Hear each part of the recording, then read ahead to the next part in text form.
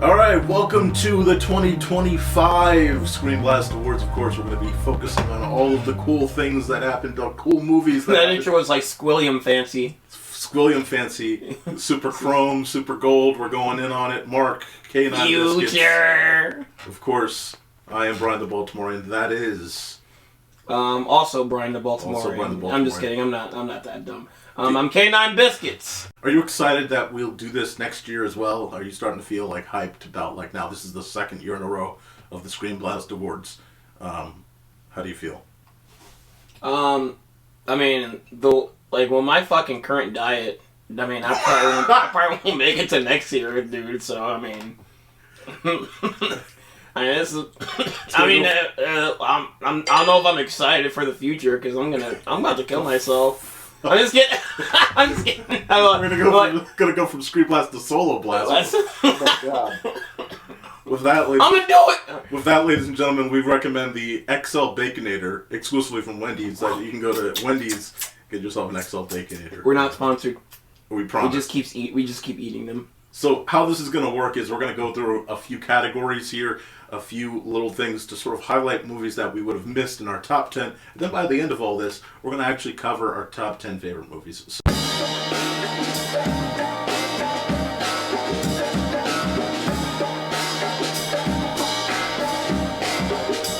Boy Kills World first up. Then we've got, of course, Deadpool and Wolverine. Moving on. Ooh, Sonic the Hedgie. That's also not a Marvel movie. Then we've got Furiosa. Still not the Garfield movie. With the next, it's Alien, Romulus, and Beetlejuice. None of these are John Krasinski's If. I know, it's quite a shock. Nominees, bro. It's quite... It left me sad that none of us voted for If on the big old... It's probably... I don't know, maybe top 10? Who knows? It'll be there. It'll be in your top 10. That's guaranteed. I mean, this was a fun year. We didn't have a bunch of... It wasn't all name brand. We didn't have a bunch of MCU movies. We didn't have a bunch of DC movies like 2023. This was a good year filled with a bunch of random stuff. You know? Boy Kills World is the only one that stands out because it's not an established IP. Yes. That's it. It's not established. Other than that, everything else is established. It's established, but it's not like, the blockbusters would have been so stuffed with superheroes, any other given year. And this kind of was a soft year for anything but that. You know what I mean? Yeah. Yeah. And again, I just want to say, look, shout out to Warner Brothers. They had a big setup of blockbusters this year. Furiosa, Toon, Twisters, just a ton of movies. Beetlejuice. They were on it with blockbusters this year, and it was a pretty cool back-to-back to see them reach those. But just to throw out, since we don't have a big audience yet, all these picks are from us, so this probably give away what our top 10s are throughout some of these nominations. Yes. But yeah, what were you saying? No, that's good. I should have put context into this before we started the whole categories and all that. But yeah, a lot of people in our local circle don't watch as many movies as we do.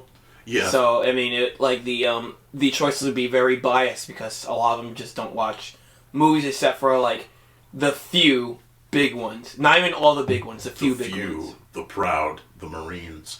I will say, again, all these movies were great. Sonic 3 was absolutely excellent just to see in theaters.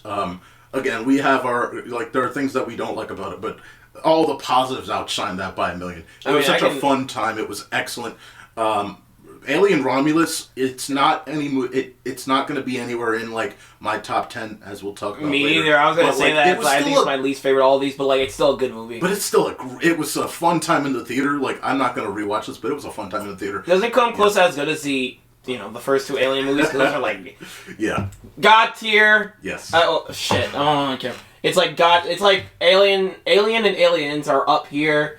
Alien Romulus is here. But, that's still better than, the other Aliens movies were just like Prometheus and fucking all the other Alien movies were just like all the way down there. A lot of no-goes. Yeah. By the way, Godzilla Kong came out this year. That was not voted on by us, but that was another Warner Brothers thing that came out that was, again, I'm surprised I got over Markel's World as a fun big in theaters. since it was a big blockbuster. Yeah, but very fun. Again, this was a great lineup of films that were just awesome. Beetlejuice, again, great to see him come back. Michael Keaton to come back. And again, Furiosa, I loved that movie. Absolutely spent time with it. Whether or not you wanted Mad Max in whatever style you did when you went to see this, I enjoyed my time with it. So yeah, these were some great nominees. Oh yeah. Yeah. All right. Let's. Any final words before we reveal our winner, Mark? And we can just keep going. All right. Our winner is. I mean, how can you not? It's Deadpool Wolverine. Mark. I mean, look.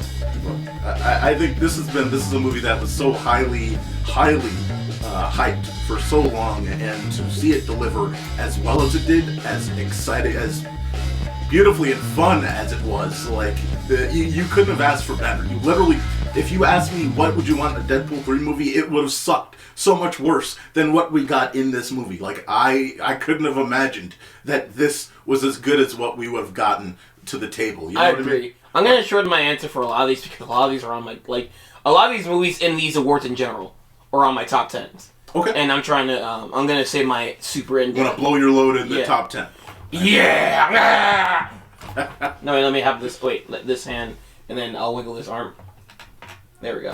That's the way it looks. It looks vulgar. All right.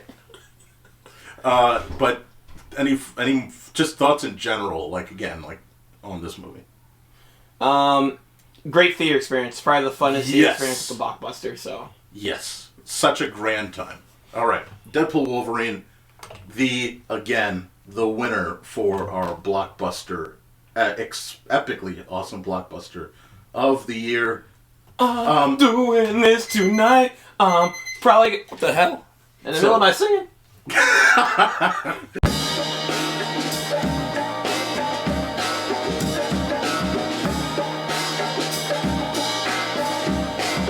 It's Haiku, the dumpster battle. Inside Out 2. That's also not KF4. The Wild Robot.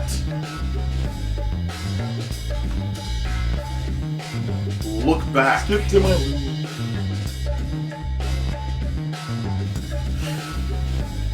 Memoir of a Snail. Ooh. Flow.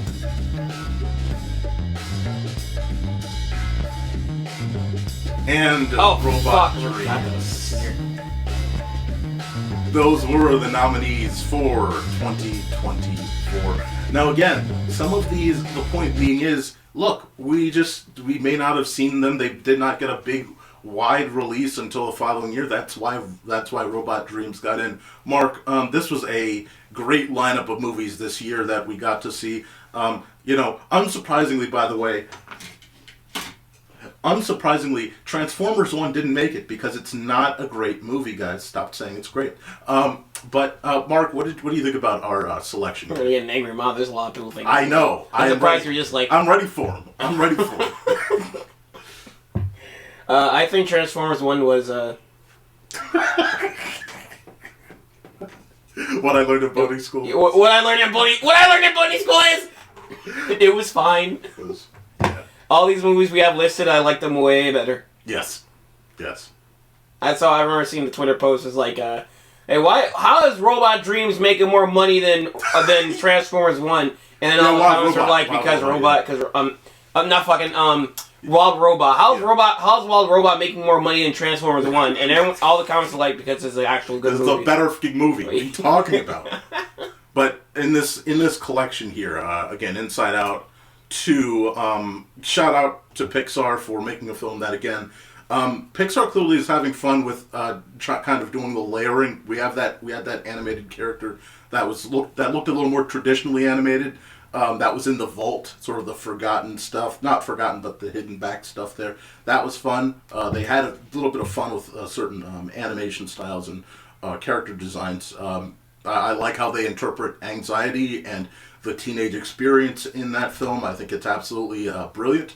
Again, I've talked about Look Back over and over. I love that film. I love what it does. Memoir of a Snail. Again, like, you know, it's again a memoir. So you're getting just tough points of of a person's life, and they're going through it, and it has a lot of heart, and it's just honest about the experience. Oh yeah. You've got Robot Dreams was, again, if we actually were able to see it last year, it probably would be right up there with the other movies that we saw last year, right around Spider-Verse and things like that. Flow, I thought was... Spider-Verse was still one, but it still would have been like close. Close, just close. Great movie about relationships in general. A movie I'm surprised didn't make it appear is what was it? Garfield. No, not Garfield. Fuck that movie. Because you got your Haku in there, but we don't got we don't have Spy Family. We don't have Spy Family. Yes, and again, I knew it was either no, that's not here. It's not here, no. Yeah. What are you thinking about? Well, you just stopped. Did you just realize it wasn't there? No, it's sorry. I was about to go on a sentence and I lost my train of thought. So it was funny because when we looked at honorable mentions, you mentioned actually Ghost Cat Anzu as the... Oh, yeah, that was good too. That was chill. And, yeah, I think Spy Family for me, it's like, in terms of films this year, it's like, I saw Spy Family, I thought it was great, but what I think about Haiku, I think is amazing, is you don't even need to be a fan of Haiku. I think you get a much better experience if you're a fan of either Spy Family or Haiku. But I love what they do with those sequences when they're in the middle of those matches.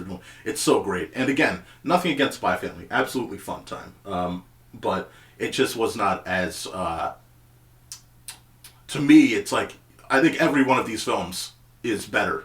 I'm not even trying to be an asshole. Like, it just is. And I love, but I had a lot of fun with Spy Family. That's the other thing. Like, I agree. Everything with all these films is better. I'm just going on a quick conversation with, like, Haiku. I remember, like, you said, like, you were looking at the, like, Oscar nominees. You were a little bit upset that Haiku didn't get up there. I'm like, dude, these are cinema stops. Like, they're not going to choose, like, an anime movie based off a show. Yes. That's, like...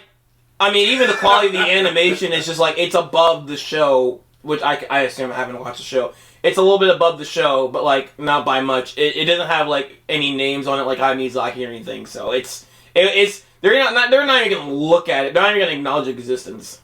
Yeah, I mean, in terms of the selection that they had, I'm actually impressed that they acknowledged some other content too. So I mean, as much as I was disappointed, and again, by the way, the reason why Wallace and Gromit, which was in the 2025 Oscar selection, is not here is because we didn't see it until, obviously, its American release, which was not until 2025. I know, we always get a lot of time, at least, like, there's a lot of film festival shit that doesn't show up until, like, the next year. Yeah. So that's how we usually count things for the year it releases for us.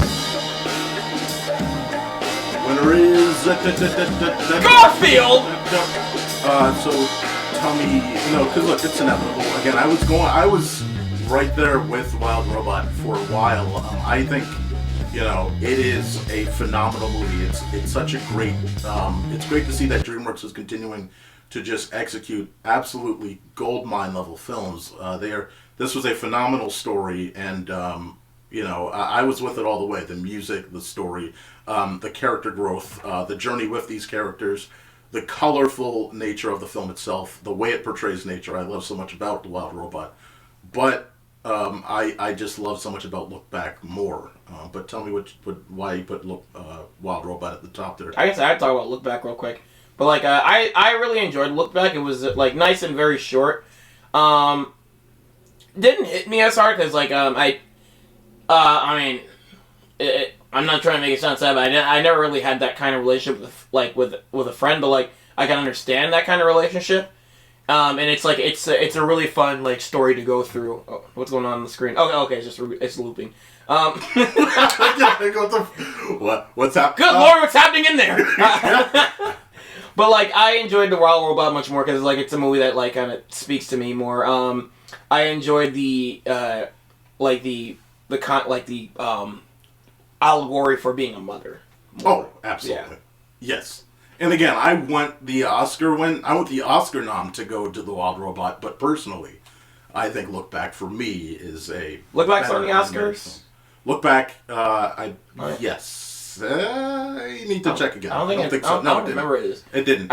It was Memoir, Flow down there. Wallace and Gromit, Inside Out 2, and Wild Robot. I think it's Wild Robot. Because it's gonna be like... unless Pixar somehow just... No. Because like, it's between these two. Wild Robot or Wallace and Gromit. Because, like, I'm saying Wallace and Gromit because Wallace and Gromit has, like, an Oscar bias. Like, everyone, like, all the cinema stops love love Wallace and Gromit. I don't think it's going to get the... I don't think it's even close. I think it's great. I don't think it's close to Wild Robot. I think you're right, though, like, in terms of how they see it. Like Wallace and Gromit, absolutely. We haven't reviewed it officially yet, but like I'm not gonna talk fully about it, but like I like fuck. That's a great review. That should be on the fucking box, just like on the box, just like quote ScreenBlast. Fuck. I personally like Curse of Were-Rabbit better than the most recent movie, but like I still really enjoyed it. Absolutely, I still had fun with that movie as well. Yeah, the new one. But Wild Robot was I had a funner time with Wild Robot than Look Back. Look Back was pretty good. Cool. All right, that was our top tune. Let's go to the next category. The Wumbo Award. Wumbo for worst film of the year. That's okay. Why? Time for trash.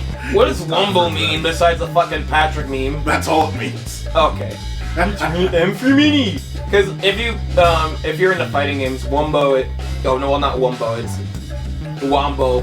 Wumbo combo is like a thing from a clip from Melee, where like I think a Fox player is gonna beat between Captain Falcon and Falco. Okay. It's like that ain't Falco, that ain't Falco. Oh, Wumbo combo! Oh, get your ass whooped! I love when something hits pop culture that far. But that's been a meme for years. That's awesome. Well, Mark, we're not trademark infringing on that because this is the Wumbo Award, not the Wombo Award. Wumbo Award, because these movies, they have something that is not to be desired. Let's look at our nominees for the Wumbo Award. First things first, it's Madam Web. Woo! Yeah. You know what's funny? Craven the Hunter. Oh, it's the joke man himself, Folie Adu. You got the Kung Fu Pondiers. How did that make it on the best animated? I don't get it. Yeah. What about this one? This deserved it. Lord of the Rings War of the World Hero. We don't talk about that. We got, Mark's favorite, Borderlands. You bitch, you didn't see that one. I did not. But I saw this Red One, The Rock's movie, who drinks piss, or uses piss bottles apparently. He said drinks piss. And Megalopolis. Ladies Another one you didn't see. Are nominated, thank God. You bitch, you didn't put John DeScrinchies in, you fucker! I didn't. Redo the whole thing! You didn't put the check mark on it. It was in there. You did check it off. Yeah. If we were still in fucking 2023, you put pneumonia on there and I'll beat the fuck out of you. He's still like the fucking throw rocks at pneumonia. That movie was fucking good, you piece of shit. Alright, it was... I just don't get... It's not like it was like amazing. It's like, guys, calm down. This movie did not fucking blow anyone's minds. And then people are like, yeah, it was a failed project that got revived. It's like, yeah, well, it still is an incomplete project. I know, I just thought it was a good movie. I just didn't think it was bad. You didn't like it, period. I thought it was just fine. But getting out of the 2022... I know, you still like to throw rocks at it. I remember in a group chat, you was like, yeah, all these movies like deserve their place, except Pneumonia. Well, okay, but you know that 2023 had like 3 better movies that year than Pneumonia. Like, come on, TMNT, Mutant Mayhem, or whatever, was much better than that movie. I had more fun with that movie. Yes, that deserved it. All right. I think Ammonia was nice. Yeah, it can be in there. Sure, it can hang with those guys. It cannot. It's not going to win, obviously, but it can hang with them. It could not hang. It could not hang. Dude, there were moments where the sound design fell out entirely. What are you talking about? I can hear it just fine. You need to fucking fix your headphones, bro. That's your problem. Fix your speakers, bro. That's you. All right. Well, we clearly just don't want to talk about these All right, next one. Garbage movies. Hey, can I tell you something? I was checking box office earlier. Guess what? Fucking Look Back was it didn't even get in the top 150. But fucking Madam Web made the top 50. Of the year. A box office of money made. Yup. Well, you know why? Yeah, most theaters. I know. Yeah. You just wanted to stamp your. Madam Web was a success. So I mean, you're like the song. A lot of these movies are more successful than Look Backs, and I mean, are any of these bad? You're like the Sony CEO that was. Oh yeah. It's they just don't understand. These movies made money. It's just that the fans. The fans are fucking trashing this one. Trashing this for no reason. Yeah. They're being mean. Look, this was a great year because the Sony Venomverse era is over. For now. I mean, but technically it's over, alright? So why do you call it the Venomverse? It was literally called the Spider-Man universe with no Spider-Man.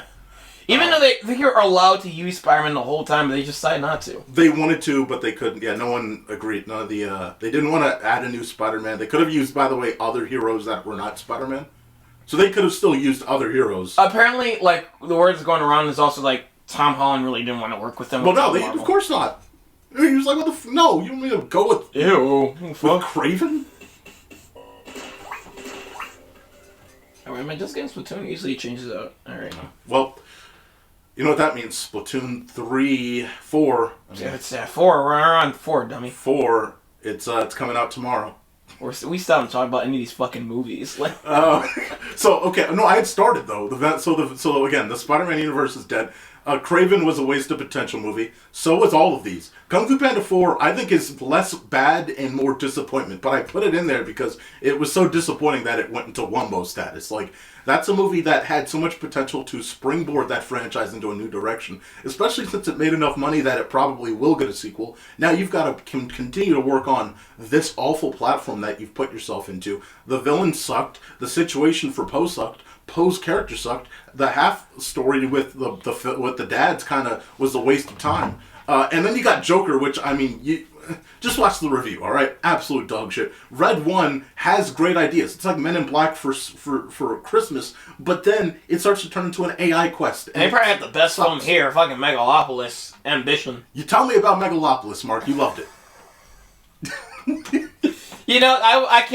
I can't pick it for Wumbo because it's I will never watch this movie again. But it was fun to watch. Ironically, I was in a artsy theater. I was watching in an artsy theater, and everyone was just in it. Ironically, we were just laughing at the movie, and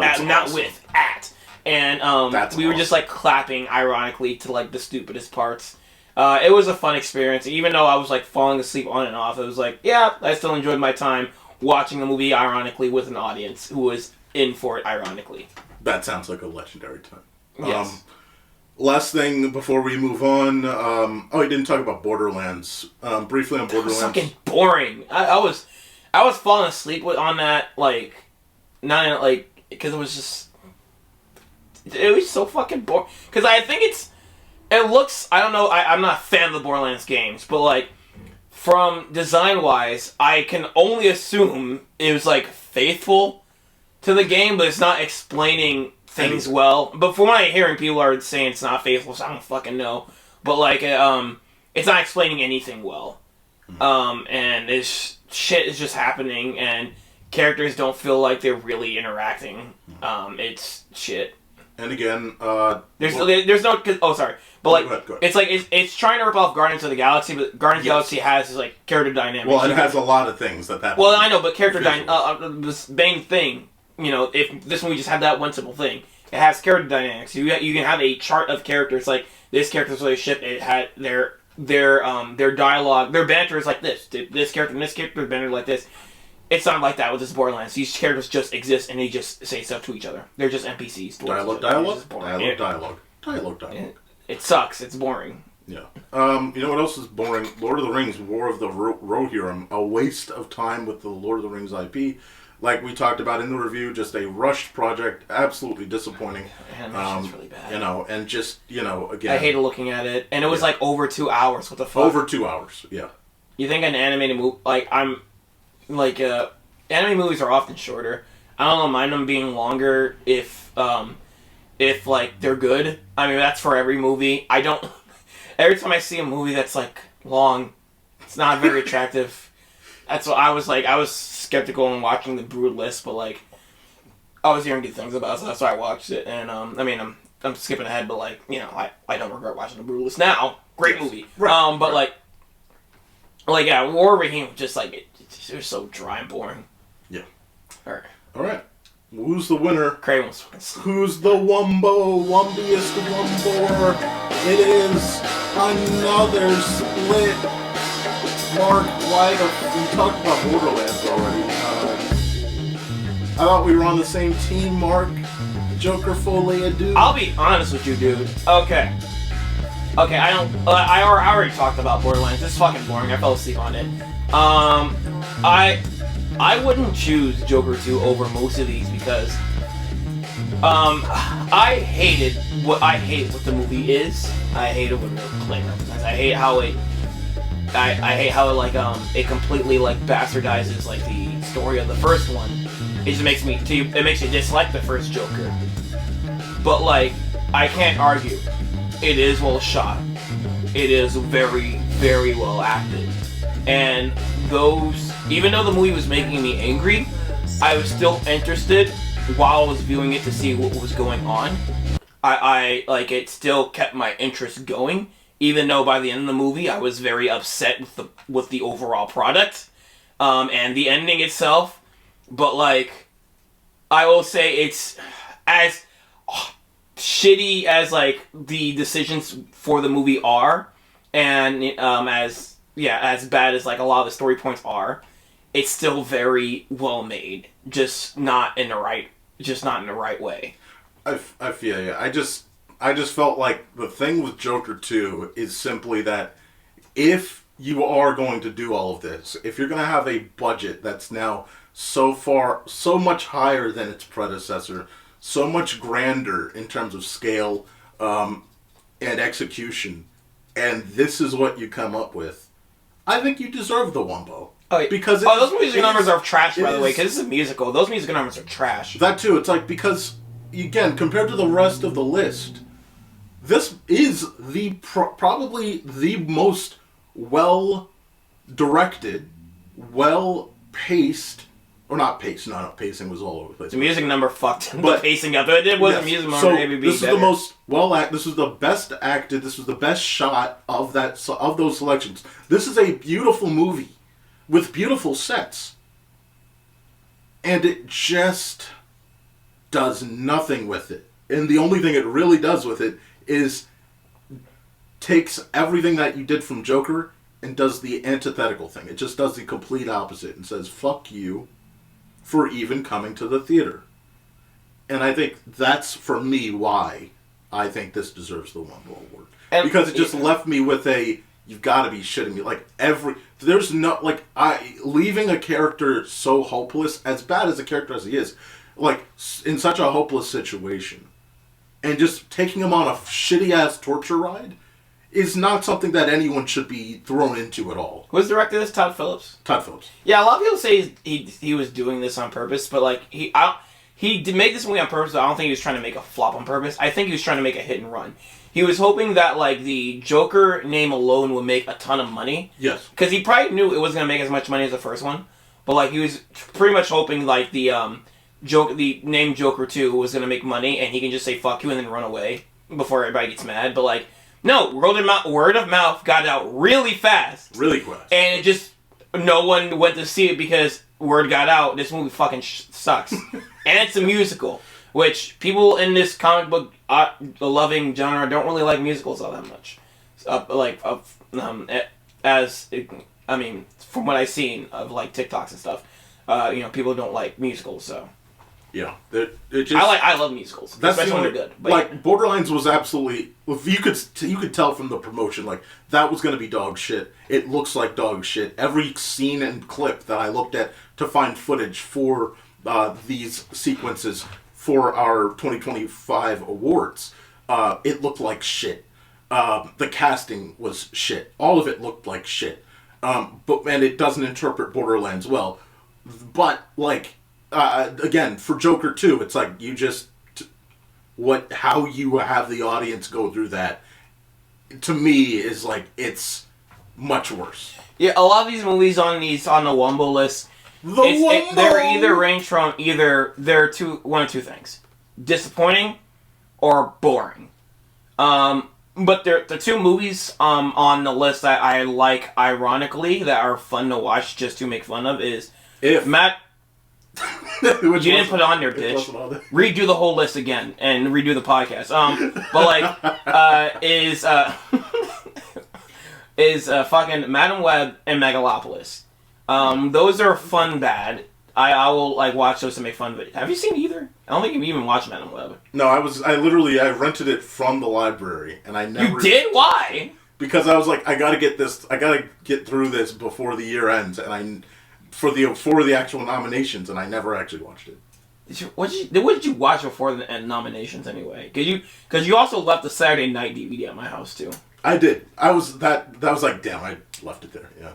I watched. I watched most of it. Like I still watched most of those. It was just like 2 or 3 that were different. That was it. Wait, can't remember what you watched. What you caught up on? All right. Let's go back 1 sec. All right. Joker, Kung Fu Panda, Red One, Lord of the Rings. No, what was not in the theater? I mean, would you miss? What did I miss? Like you say, you went to catch up on movies. Like, what did you miss? Oh, not on this award specifically. Not on this shit list. Yeah. Is a lot to list? There were like 2 or 3, but I don't remember offhand. This was like December, but like I don't remember offhand. There were a few. Just like movies where it's like, all right, I probably should watch these before we do the selection. Because you saw all these in series with the exception of Megalopolis, Borderlands, and exactly, and Madam Web. Yeah. So I got most of them. I'll give Craven had like decent moments. It was just mostly boring. It was decent to boring. It was boring, and then he became a detective. He had the detective lady do his job. The lawyer. The lawyer did.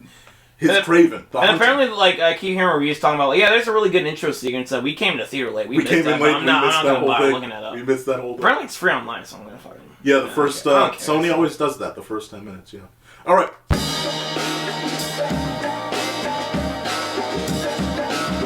It's the Orgy Award. Scario. I don't know what else to call it because, well, this is kind of Mark. This is your category. Scario.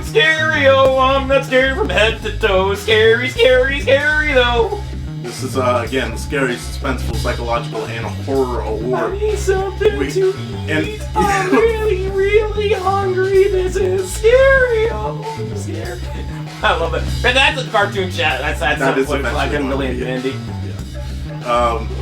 Again, this is Mark. This is more Mark's category. I didn't watch much of these, but essentially what we did was they scare me. We threw all of these together, and so these are the nominees for this award. Let's go. Mark, you got it. Name them off. Late Night with Brian. I mean the devil. Trap. Probably don't. You didn't see this one, but Slingshot. We got. What the fuck is this? Blink. Oh yeah, Blink Twice. I remember that the movie was good. A Different Man. That was a horror. Whatever. It's the orgy. It's the orgy category. All right. The Substance. I don't think this one. Challengers. I don't know. You put these. I mean. I was about to say, is that Slingshot again or Alien Romulus? Nosferatu. So this is a big list here. A couple of them didn't necessarily need to be in there, but we talk about psychological. That's where A Different Man comes in. That's why, again, you look at these, and again, psychological. I guess Challenges is kind of psychological. That's what it leads with. Psychological drama sports. That's what, if you look at it. We don't know where to put these movies, so we put them all in the same category. And again, category. Yes. So, Mark, take us through a few of these. This is your heartbeat here. You saw most of these. Take us through. Late Night with the Devil. It's a very creative, take on like a talk show and like a kind of like an Exorcist type horror movie. They kind of combine those two. And I thought very clever combination. Yes. I like what they did there. Yes. What the fuck is that second one? That is Trap. Trap. That was the M. Night Shyamalan, and he directed his ass off. He likes traps. Yes. Like Freddy from Mystery Incorporated, like traps. Yeah. I like traps. Can I explain my traps? Traps Illustrated. Freddy! Daphne picked up a magazine. People just don't care about them like you do, Freddy. Yeah, I think Trap was fun until they left the containment. I think they did a really good job with that film until he did such a really good job with Trap. It was such a... You felt just on the edge of your seat the whole time they were in the concert venue. Then once they step out of that, it kind of falls apart quickly. Dude, it's probably unintentionally one of the best video game adaptations because that's the Hitman games. Right. You are an assassin trying to not be seen. Trying to make sure people don't know you're an assassin. Yes. But while you're killing people. Yes. Again, it was so fun inside the actual when they were in the venue, A+. But then they get out of there and it's like you're losing. You're starting to. This is slipping quickly. The premise is over. You can just put the end credits here. No. I'll talk quickly about Slingshot. That was a fun movie with Lawrence Fishburne and Casey Affleck. And again, that's more of a psychological sci-fi movie where they're inside a spaceship. They're in a ship in space, just trying to keep themselves mentally stable, and things start to go left. Lead us with Blink Twice, Mark. Blink Twice is a really fun mystery movie. I can't say what it is because it is a mystery, and I do want you to see it. Cool. I'll take it. I recommend this movie because I did make it in my top 10, but I forgot to put my own mentions. But it's a really it's definitely one of the the better ones I've seen this year too. It's a really well made movie. Cool. And the friggin' I forgot the guy who plays Gambit and Deadpool Wolverine. He's also in it, and he's good. Channing Tatum. There we go. Yes. Yeah. And Different Man. Shit, I'm still doing these. You don't. If you. I know. Make it one sentence and just sleep. Oh yeah. If you want. A Different Man is also a movie I really recommend. I think I had a short theater run because it was only at the Charles Theater. Also, I can't really do the theater, so I probably want to see it again to see what I missed. But it's a really well made dark comedy, and the deformed guy. I'll explain it during a wrap up. But guy's going deformed, and he fixes his face, and then another guy with the same deformation just shows up, and he's just handling his life better, and it's just what the fuck? And it's interesting to see him handling everything better. What the fuck? The substance, Mark. The substance. I'll get into this much later. All right. But it's good. Very, very one of the most creative horror movies I've seen in a while. It's has very fun rules and concepts. Cool. The clip shared around the world, Challengers. Clip shared around the world? What's shared? Just the sequence. It's because in the actual movie, because it's just it's not even a three-way. It's not actually porn. There's no back.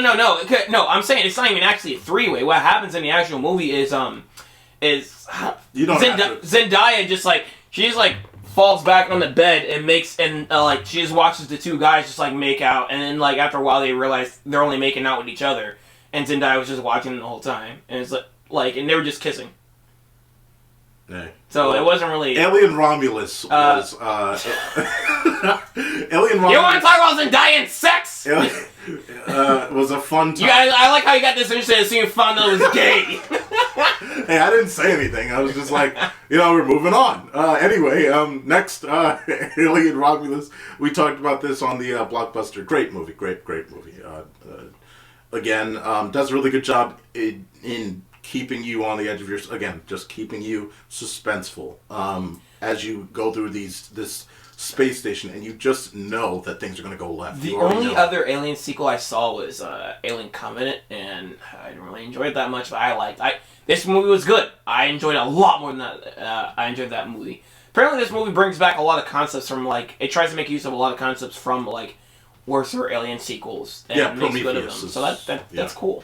Indeed. Also, like, favorite character in the movie, Long Boy. I was like, don't forget about it. I'm not gonna spoil it, but I'm just gonna say Long Boy is you'll know what I'm talking about when you see people. Long Boy is the best character in the movie. And you're just like, oh. Jesus Christ. And of course, Nosferatu, A+ movie. We'll talk about it later. Absolutely fan-freaking-tastic. Let's get to the actual winner.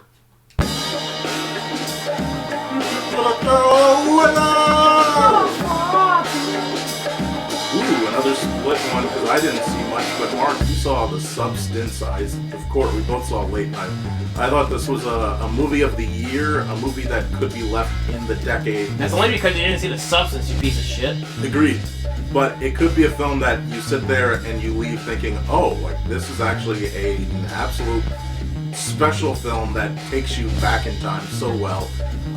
Uses the studio setup perfectly, uses the space wisely, and was an absolute grand old time of just like 2 hours just sitting there, basically back in a point of the Johnny Carson era, and you feel like you're there, albeit outside of a few selected sequences where you're kind of like thrown back into regular camera work. You know what I mean? Oh yeah. Yeah. Late Night with the Devil is just like, it's a fun, creative, like it's just fun to watch in the theater. It's like, because like besides the behind the scenes portions, which kind of like it takes you out of the it does. The atmosphere. But, I mean, they're still fun. It still adds interesting tidbits to the story. Yes. The part of the talk show, it felt really good. I need another movie like this, man. It doesn't have to be horror or anything. I like the fake talk show vibe. I need more of this. We talked about this before. Like we just wish, like, okay, you guys have the set there. You have everything. Make 9 out. Make like another 5 episodes. Make a fake. It should have been on DVD, so it's time. Make a fake episode of the Night Owls. Yeah, just like 5 episodes of it. Wouldn't kill anyone. Probably even 5. Even one extra one. Just give me like what's a normal episode of late Night Owls if you can write it well. Well, like what I'm pretty sure I give it they can write it well, not make generic. Well, again, you just don't have to. Like, just get inspired, pull from the Carson era, and just go from there. Like, it's not, you know what I mean? Yes. That's all. That's for The Substance. Can you pause it? Hey, it's okay. But yeah, The Substance was good enough to get on Blu-ray. This movie was fucking good. So, you need to, I'm gonna hand you this, buddy. Alright. You need to watch this. But yeah. How recently did that come in? Last week. You ran down there like it was just delivered hot off the presses 3 seconds ago. I forgot to bring the prop up. I knew it. I was like, shit, let me get the prop for this. Nice. But yes, very fun movie. Wait, where's your If Blu-ray 4K UHD? I did order it, and it like... but it vanished? It burnt itself. I thought you were going to say it vanished because it was imaginary. No, but yeah, it doesn't exist. It's imaginary. Oh, fuck. But yeah, I'm gonna go more to depth about this later. I can't do the full thing right now. But like, it's a really well made, one of the most creative horror movies I've seen in a while. All right, Substance, Late Night with the Devil, the winners. Next up, the wieners, weenies. Next category is the intriguing independent film of the year. Why is it there? Technically, there's an I and F, so congrats, it's there. Oh yeah, you're right. Fuck. The independent film. It stands for independent film.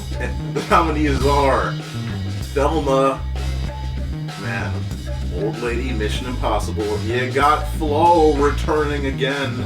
Sounds like your mom's panties, Flo. You got Late Night with the Devil, going in for a sequel win potentially, and Dee Dee. He has to say like Man Dark. Oh, and don't forget, of course, about a different man. Different. Very different. Get out of my laboratory. You gotta say it like Man Dark.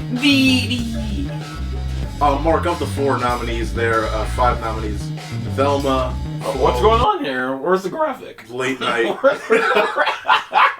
Where's no graphic? What? In post. Late night, Dee Dee, and A Different Man. What do you think about, I guess we can talk about Velma, because that's the only one that's in, like, is not in any other place. Oh, yeah, Flo was an animator, right? Yes. Yeah. Oh, yeah, Flo didn't even make it to our best animation. Flo did not make it in. Okay, so we can talk about Flo here, too, but, like, I really enjoyed Flo. I love a story about, like, it's just, like, regular animals, no anthropomorphic characteristics, with the exception of, like, some of them know how to ride a boat and communicate, but that's, like, the only anamorphic characteristics they got. Other than that, they, like, act like just, like, realistic animals, and I like that aspect. Just a full story about realistic animals acting like animals to each other. Right. And you, like, there's no dialogue, just in the perspective of the cat for most of the movie. The only thing that falls apart is the ending. It's just kind of a splat. It's not a terrible ending. It's not like a Joker 2 ending. But, like, it's just kind of like a splat of an ending. It's just after the end credits come on, I'm just like, okay. Yeah, just left like... Because, like, if it was just, like, a normal ending, like, just like a Walk Into the Sunset ending. That'd be solid. Yeah, that's not a spoiler, people. But it doesn't have, like, a Walk Into the Sunset ending. If it was like that, I would have been like, that was nice. I like that. But the ending it had, it was just like, okay. It's like, alright, all this for what? Okay, cool. Yeah, I thought Dee Dee was an absolute, like, blast from the past. It does a really good job of being, again, this journey, slice of life, coming-of-age film where, again, you're just this anxious guy he's an anxious, like, teen that just is going through it, man. That's all. And it really captures that time point of your life, but it also captures the sense of that late 2000s time point as well. Oh, yeah. It really does a great job of just of getting the vibe and energy of that time period while simultaneously making a very fun but honest perspective of being a teenager, having that coming of age story, and enjoyed every bit of it. Like absolute like gold mine. Thelma, again, just you would not expect what it was. Like if you go in without seeing any of the promotion, that's the best way to do it, because you just don't realize what you're going to end up watching, and it is such a... You think of like it'd be like a bad grandpa comedy, but like it's actually a sincere... Yes. It's sincere comedy about like a lady who's like kind of in denial about like her age and like if she can do things, and it's like it's realistic because like, I feel like, dude, I'm gonna be that way when I'm older, man. I'm gonna be like some kids like, you can't skateboard anymore, great Uncle Mark. You're old as shit. I'm like, fuck you, kid. I can show you. I got this since the summer of '85. Here we go. Yeah, but again, like I think that all of these nominees were absolutely phenomenal. They were a great time to watch. But let's get into the winner. The winner, split again. Mark chose A Different Man. I chose Velma. Oh yeah, so why didn't you choose A Different Man? Because I didn't see it. Why didn't you see A Different Man? Because I'm a different man. Why are you a different man? Because I'm a different man. I don't have a responsibility. I was like, I can't keep going with this. But yeah, like it was just again, it's honest about getting to that age, and it's honest about how people see you as well. Like sometimes that can feel like a hindrance, and even the best of us don't even realize that we are feeling like we are hindrances to people. Oh my god, you know, like the way you're describing Thelma is kind of like the similar themes to A Different Man. But it's not about age; it's about actually how you're being seen. It's how you're being seen as a person, like yes. how you interact around people, how you value people. But and again, everything about A Different Man that I've read about, I didn't watch any reviews about it, but I've read about the synopsis. I haven't watched it, but again, it seems like it's doing a really good job of engaging on that premise. Oh yeah, again, high recommendation. You really should watch this one. Okay. There's like a point near the ending that was like, Jesus, they went there? Okay. And it just kind of goes past that, and it's like the way it ends is like, huh, like after that it's weird that it just ends this way. But like I think it's more of a fun discussion. We'll probably come back to it later. Like all these movies you missed, we're probably gonna come back to it later. Yeah, these are going to be things where, you talk about, like, monthly wrap-ups. Like, I'll probably, over time. It depends on when, but, yeah, they're worth watching. Tomorrow. They're all due tomorrow. All right.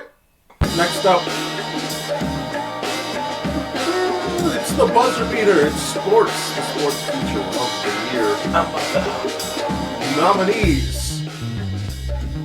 Haiku returning. That's the only reason you made this fucking category right there. Challengers. You only made this category on Haiku. You ain't gonna fucking vote for Challengers. The Fire Inside. These were the nominees. Mark. This is like the only one you're dominant of, because I've seen Haiku, but I've only So here, I've seen 2. You've seen 2. We just didn't. Okay. We both haven't seen. You saw this. But you got more Haiku knowledge than I do, so. Right, fair. I just think, again, we talked about it briefly, but I think Haiku just does a really good job. Zendaya, this is funny. You chose Zendaya. Doesn't go back to the image. Zendaya disapproves. Of this category. No, but I think Haiku, again, it does a good job of giving you a first-person momentum at times of the battle. It puts you right front and center of it. Oh, yeah. You get many sequences that are not just... Because, again, it's not just, the animation's a little better. The art is done... the quality is a little better. There are sequences that are... so good that it puts you right in the character's head. Literally. That's the thing. For me, it's kind of a hard choice between this and Challengers because for Haiku, I love, because this is about sports, I love the way, it's the same reason I like Slam Dunk. I love the way the sport is portrayed. It's it makes it more interesting than the actual sport itself. And and I'm just in it. I'm in it. I'm engaged. I'm I like the dramatic pauses and slow-mo, of the sport. Again, the Slam Dunk does the same thing. And Challengers, I don't care about the sport at all, but the story is really well done. So for me, Challengers is not about the sport. It's about the story and the way they present the story. So, I have more of an affinity for Challengers, so, yeah. Yeah, and again, and just before to quickly touch on A Fire Inside, I think it does a very good job of, you get a lot of stories about these characters that are in perfect positions to climb the ranks and get there, and they show the squeaky clean direction of people reaching the top without any distractions. This story decides to take a boxer and say, what if you were in the middle of possibly the worst place to not get distracted? Full-on social distraction, whether that be household, whether that be social dynamics, whether that be at school, whether that be even at the gym. Everywhere is a distraction, and you're trying to keep your head on core and focus. You actually fight through that. You get to the top, and then what happens after that? What happens beyond that? And it does a great job of of telling that story of leading up to it, what happens beyond that, and how you have to overcome as a person after certain things happen. I wish I would say this way earlier, but I'm just saying this right now. Well, if it's to say this right now, but folks, all these choices, these are all between movies me and Brian have seen, because I'm sure for a lot of these categories, you folks can probably put in other movies in between these. But that's why they're our nominees. That's why I keep saying our nominees. Oh yeah, no, I'm just putting that there. That's good. Disclaimer. There's another disclaimer. Yeah, I know. Because there might be. I think there were other sports movies. Sports movie was I don't know. I mean, probably some, but I don't know. There are probably other ones I don't remember. Cool. These were all good movies. Let's find out the winner. All right, the winner, the Buzzer Beater Awards. Mark's choice, Challengers. Oh, you did choose my choice. Fire Inside. Yeah. Cool. Yeah. Just like you thought I chose If in the first quarter of the year or the first half of the year, you were wrong. Hey, it's your loss. Fucking. Mark, you talked about Challengers. John Krasinski is still pissed at you, dude. Why? Because I didn't like how he handled Quiet Place Day One. Yeah, I don't like that. I think he did a better job. Yes. Oh, okay. I think he did a better job with If than he did with Quiet Place Day One. Don't make me choose Poisons. Is he a good director? Yes. He did the 2 previous Quiet Places. Yeah. So he's a good director. He's not. He probably just lost his man. Well, I Actually, no, wait, did he? I don't think he directed Quiet Place Day 1. He just, like, produced it. I guess. I don't remember. I'm not focused on that right now. Mark, well, he still made it, so he still lost his luck. He still lost his touch. I don't see how he lost his touch. If was a shit. You're right. It's shit. All right, next. All right, well, challengers. Challengers, Mark. I just spoke. You talked about it already. Yeah, and again, I talked about Fire Inside. But again, I'm gonna talk about it later. It's good. Again, I think Fire Inside, absolute gem of a movie, does a really good job with that just explaining. Hey, like you have a different social situation, societal situation. It's going to be a challenge for you, and getting away from those distractions is difficult, even if you get to the Olympic point. So just a heads up. It was a really good job. All right. Does she have fire powers? No fire inside. She has the fire inside, but she's not like that My Hero Academia character. Oh, with this category, I'm surprised you didn't put the Jake Paul versus Mike Tyson fight. Because that surely was a fucking dramatic ass movie. That wasn't real. Next category is Timewarp Titan. Timewarp Trio. The Timewarp Trio. All right, nominees. You travel through history. It's Dee Dee, taking it back to the late 2000s, ladies and gentlemen. It's the Bike Riders. The mid-century, mid-20th century. You've got SNL's Saturday Night Movie. Oh, they were dressed in fucking... I thought that was Gladiator for a second because the way they were dressed in that clip. Gladiator 2, yeah, for a second, yeah. It was like funny, like little lead-in. And Nosferatu. Nosferatu. Yes, he likes SpongeBob. Nosferatu. The nominees for this category. Again, you talk about, a bunch of great movies here, like... You have the fucking Saturday Night Blu-ray in my house, you idiot. Great movies. Absolute great collection of films. Again, like this is why we made these categories, because again, we would have missed some of these if we didn't get a chance to cover them. So, Mark, again, I think Nosferatu, absolute goldmine, does a great job with everything it does. I think Gladiator 2, again, people are missing the point. A lot of people were talking about, well, it retreads. But I think people are misunderstanding that how Ridley Scott films this movie, how he directs, how he does everything about the production. Gladiator 2 is better than 90% of the movies that came out in the past 10 years. Like, just when it comes to music score, when it comes to action sequences, choreography, the set design, all of it is so well done. It is such a... this was not a mid-movie. I thought the movie was good. It was fun. It's just not nuanced. That's it. But, that's the only thing. But, it's a fun popcorn fest. Really enjoyable. It just, it does retread from the first one, but, that's not bad. It's a two cake situation. Oh boy, two cakes. Yeah. Yeah. And again, you get to see Denzel Washington riding on a horse, kick ass. Yeah, because, the first... I'm not that high on my own the first Gladiator, but I also thought it was a very good popcorn flick, so it's because also I don't think it was probably a case of me seeing it late, but I don't even think that one's nuanced, because when it comes to very epic movies that are nuanced and bring something to the table, when they get sequels, you have to it needs to be something that says that has a message along just like the first movie. Gladiator doesn't need a message, so if you're just making a fun movie, all you need to do is make a fun movie, and they succeed on that. Yes. The Bike Riders was a grand old time. Great story. It takes you along with this character that is kind of lost in life, doesn't really know what their purpose is. Gets attached with this one guy, and woo, her life has changed. If you're upset that you didn't get Tom Hardy in a vehicle in Furiosa, then this makes up for it. Yes. The Biker Club was epic. It does it's just also just an honest look of time. The thing grows to a degree where you can't control it, and it's unfortunate how it ends. But do you think this great journey. Do you think this Tom Hardy and Furiosa would have gotten along? Fight to the death. I mean, she'd be like fist or not. It'd be like fist or not. Fist or not. So, yeah, that's what. Yeah. So many good. Just again, it takes you right back in time. It feels like you're there.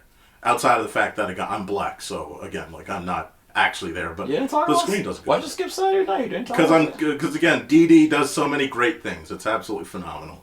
You didn't answer Saturday Night. What happened Saturday Night? Mark can explain Saturday night. Well, why not you? You explain. Technically, last weekend premiered the Saturday night episode of, I believe, Dave Chappelle.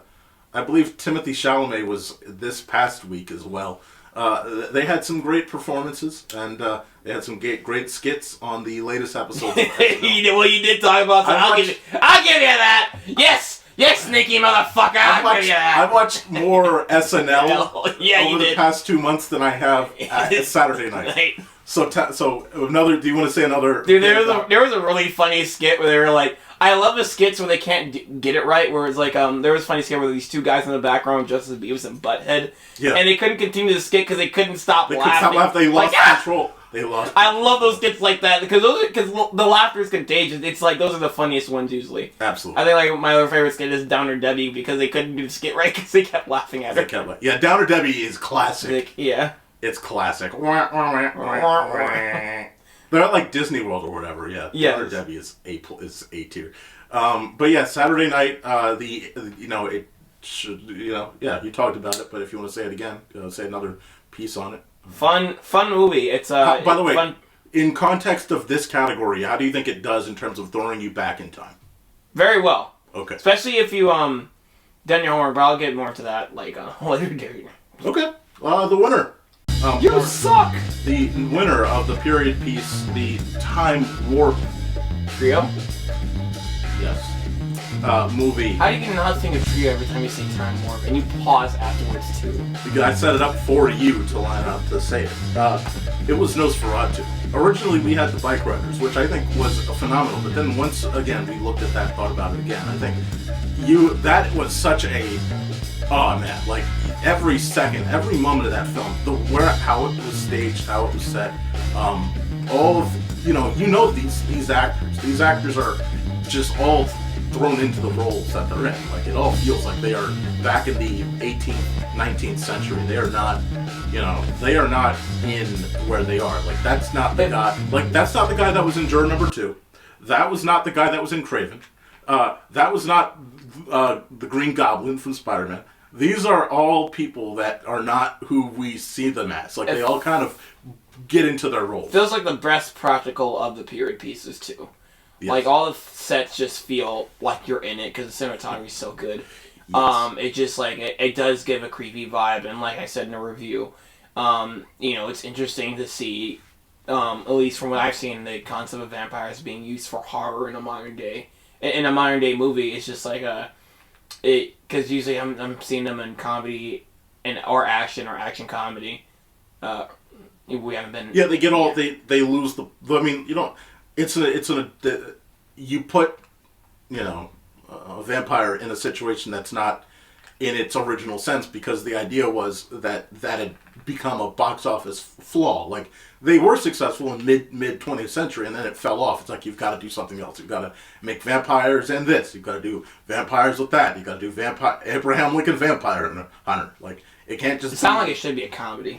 I skipped that movie because I heard it was serious and I just couldn't care. I mean, you had Abraham Lincoln, the actual Abraham Lincoln movie, I think, come out a couple months before that, and then you had that movie come out, and it was like... Best Abraham Lincoln comedy is Clone High Season 1. That's there great. You go. Ta-da! But yeah, Nosferatu, absolute gold mine. Oh yeah, great. Yeah. It's in terms of period pieces, it's the best feeling one. Yes. Of its time period. Yep, just like how Nosferatu was really feeling that girl.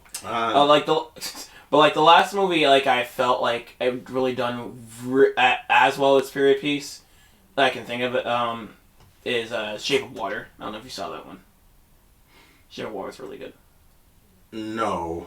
It's a movie where the fish? Yeah, this mute lady has sex with a sea monster. With a giant sea monster, yeah. Not a giant sea monster, but a slightly larger sea monster. Yeah, she has sex with a sea monster, and it's cool. Yeah, I remember the year that won a bunch of awards, and it was like, did they really just win? Oh yeah, people people didn't see the movie where the lady has sex with a sea monster. Like, yes, it's fantastic. The sex is great. Oh jeez. All right, next category.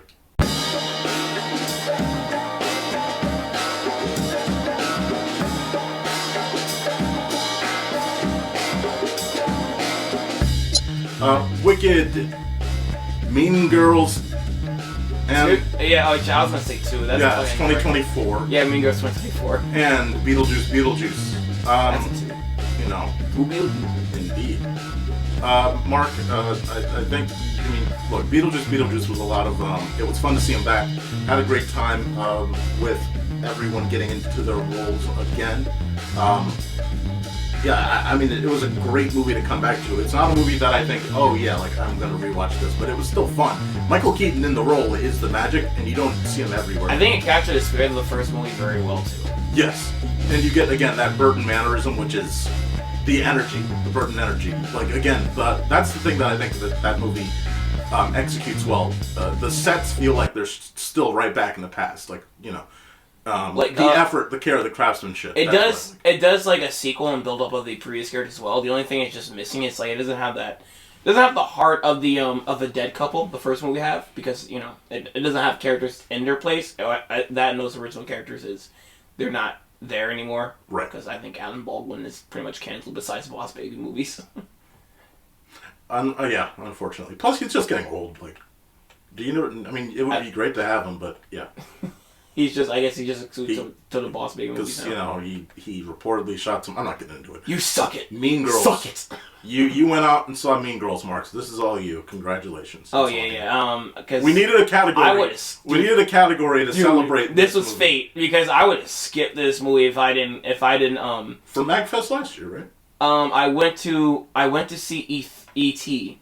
at the Alamo Draft House, and I came on the wrong day. Ooh. And I was like, well, I came all the way to the theater. I can't just come here for nothing. So, like, all right, let me look up Mean Girls is playing. What is the score for Mean Girls? It has pretty good scores on, like, most review websites. All right. But I only like to watch remakes if I can compare them to the original. How long until the showtime for that new one? An hour and a half. How long is the original? An hour and a half. Put up my phone, start playing the original, like, as I'm walking to McDonald's, as I'm going, and, like, I finally finish the movie as soon as, like by the third preview while I'm in the theater for Mean Girls. And I'm like, I'm ready to watch the next one. And both movies are fun times. That was also a fun comparison. I'm glad I also watched the original too, but like the first movie is like a really good revenge story. Okay. And it's a good message about good drama about like high school and revenge. And like the other one, because like what I like about, I think more remakes should do this, where if you're going to remake a movie, add something different to it so it can feel there's not an inferiority. Disney. Yes, there's not an inferiority to it. Like, we're just remaking a movie, but we're gonna add some different things so it can have its so it can probably be better and probably be better than the original. No, with this one they make it a musical, so it's a different move. It's like it has a different value to it than the other movie. So there's a reason to go back to both. If you want to watch a musical, you watch the 2024 one. If you just want to watch a nice revenge story, watch a revenge drama, you can watch the original one. And like the songs in here were really good. They're the cinematography is great. I mean, and the story is it's kind of like the original, but also takes place in like our modern day. Right. So you have it's high. It does make use of how different will the story go if you have 2024 cell phones and stuff. Ah, so it actually takes advantage of it. Yeah, it takes advantage of the time period it was made in, because the other one was also of the time period it was made in, where you don't have modern day phones and stuff. So it does make use of its own time period, and it does really well differentiating stuff from the original movie. I still like the original movie a little bit better, but this one was a fun time, really fun time, and I have no complaints about it. So good movie. All right, cool beans. Wicked. I think Wicked was fantastic, but oh yeah. Not to spoil, but we're gonna get to the winner so that we can talk about that movie. Going in for the winner, it's the Beetlejuice. The Wicked Man. What the fuck? Yes. Wicked. Oh, we finally have a duo connected winner, Mark. It's been a little while. So we need to have more people on here. Yes. So because I could actually do a vote off on the nominees if it was more than two of us, but because it was just two of us, it's kind of hard to do that. Fucking hard. I'm talking about. I'm here. But yeah, Wicked. Mark. we talked about this during the review. The review's like 2 hours long. You can watch that, but genuinely, I think Wicked, it does a great job in, obviously, I haven't watched the play and then the book I haven't read that it's based on. But I was enjoying this movie so because like usually when it comes to if I start with the media of like a TV or a movie of a certain franchise and there's like books that predate it or other kind of content, if I'm starting with that and I'm liking the story so far and there's more of it to come, and it's like, oh, now I'm just going to avoid the source material because I don't want to be spoiled. Because I'm enjoying this too much and I just want to see where it goes through this interpretation, and then after I'm done with these interpretations, that's when I'll go back to the source material. Because usually for like comic book stuff, any type of comic book thing, I just gotta make sure. Yeah, there we go. Any type of comic book thing, I will look into the source material to see how like the story originally goes. Same thing for anime, you know. Right. Look into the original manga to see how the story goes. So I'm really enjoying the anime. But like, I'm only bringing this up as an example, but like Invincible, the Amazon Prime show, really good. I enjoy every season that comes out. I don't want to be spoiled because I just like, I'm avoiding the source material. So I'm just waiting for the stories to come out through the Amazon Prime show, and once that stops, once that's done, then I'll look at the comics. Makes sense. Because there's still like, there's no like, yeah. You don't want to be. You don't want to reveal anything. Yeah. Until the. And apparently they're not doing that much of their own things in terms of the story beats. So it's like, okay, yeah, I really want to avoid the source material now. Yes, absolutely. And same thing with Wicked. I'm just like enjoying it so much. I really do want to watch that play, but you know, I think the play, because this movie's getting even more popularity. So you know, I'm gonna hunt that play down as soon as I'm done watching Wicked Part 2. Yeah, and by the way, great job on Warner Brothers or whoever made Universal for basically it was a lie. It's called Wicked, and then once you start the movie, then you see Part 1. And then like if you wait a while, it's like in parentheses, sucker. Literally, like great job. Again, even if wherever the source material is from, I love how I like how much it fleshes out this land around Oz, obviously. I like the animal allegory. The school thing, we've seen that before, but it's not bad. I enjoyed everything about it. The songs, most of them I thought were awesome. 99, I think one of them I could have skipped, but I think every other one I was absolutely fine with. I don't remember the songs, but I enjoyed the sequences of them. Like these are. You don't remember the song that's been circled around Target 10 million times? No? Jesus Christ, that's been memed to hell. I probably listen to other songs in between then. Like, we listen to that, like, what Kanye West remix of, like, whatever song for a fucking fan game. That was literally 2 minutes. $17. It was gone. Oh my God.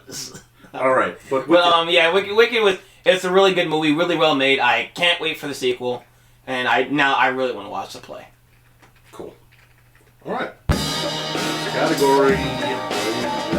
It's the greatest game of the year. Mark, obviously, you were never going to come to a conclusion of the same game. You play games, I play games, we play. I'm surprised they didn't have the best adaptation. You could have fit like Sonic, Borderlands. Shit. I could make a whole category. Yeah. You can make a category too. If could get it now, because it's imaginary. So. Astrobot. Ooh, that's definitely Astrobot, and then New Star GP Mark.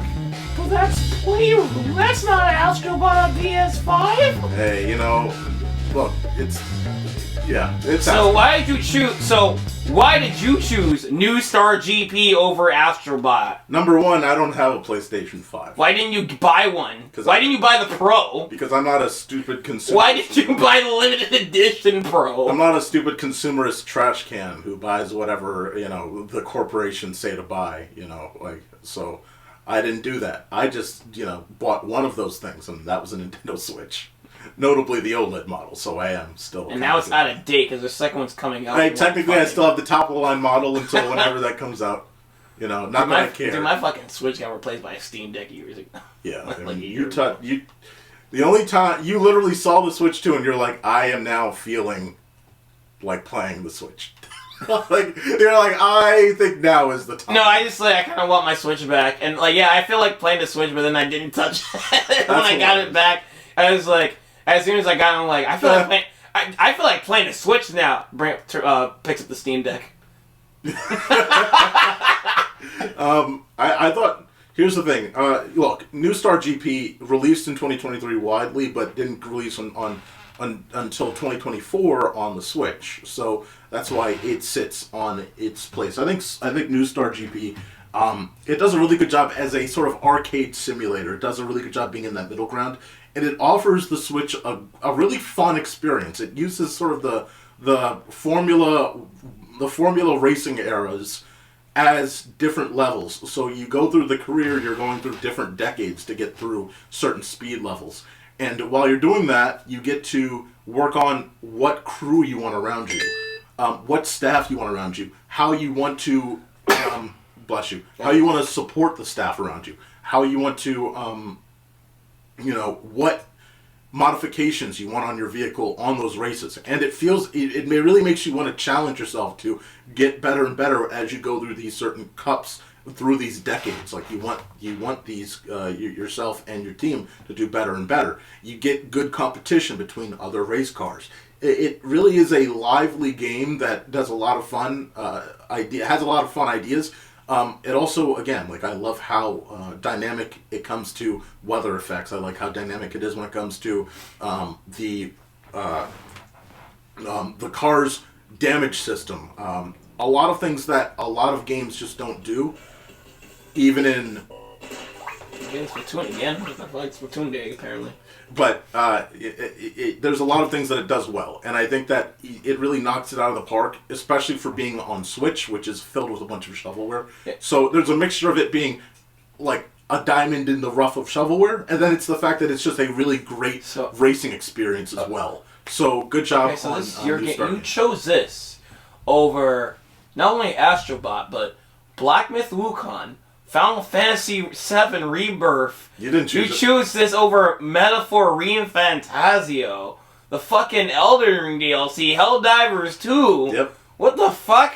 You know what, Wait, you forgot. Didn't Persona 3 Reload come out early in 2024? Yeah, but that got instantly replaced by fucking Metaphor Reinfantasio, so. Yeah, well. And you chose this over Balatro. Yeah, I did, yeah, Technically, probably Reload, if I actually went deeper in, would have been my game of the year, but I didn't. You didn't play anything. That's why. No, I played Persona 3. I played a ton of games. You didn't play Reload. I didn't play a lot of 2024 release games.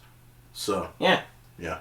That's what I was getting at. He was like, I played Persona. Yeah, you didn't play Reload, dumbass. Reload's different.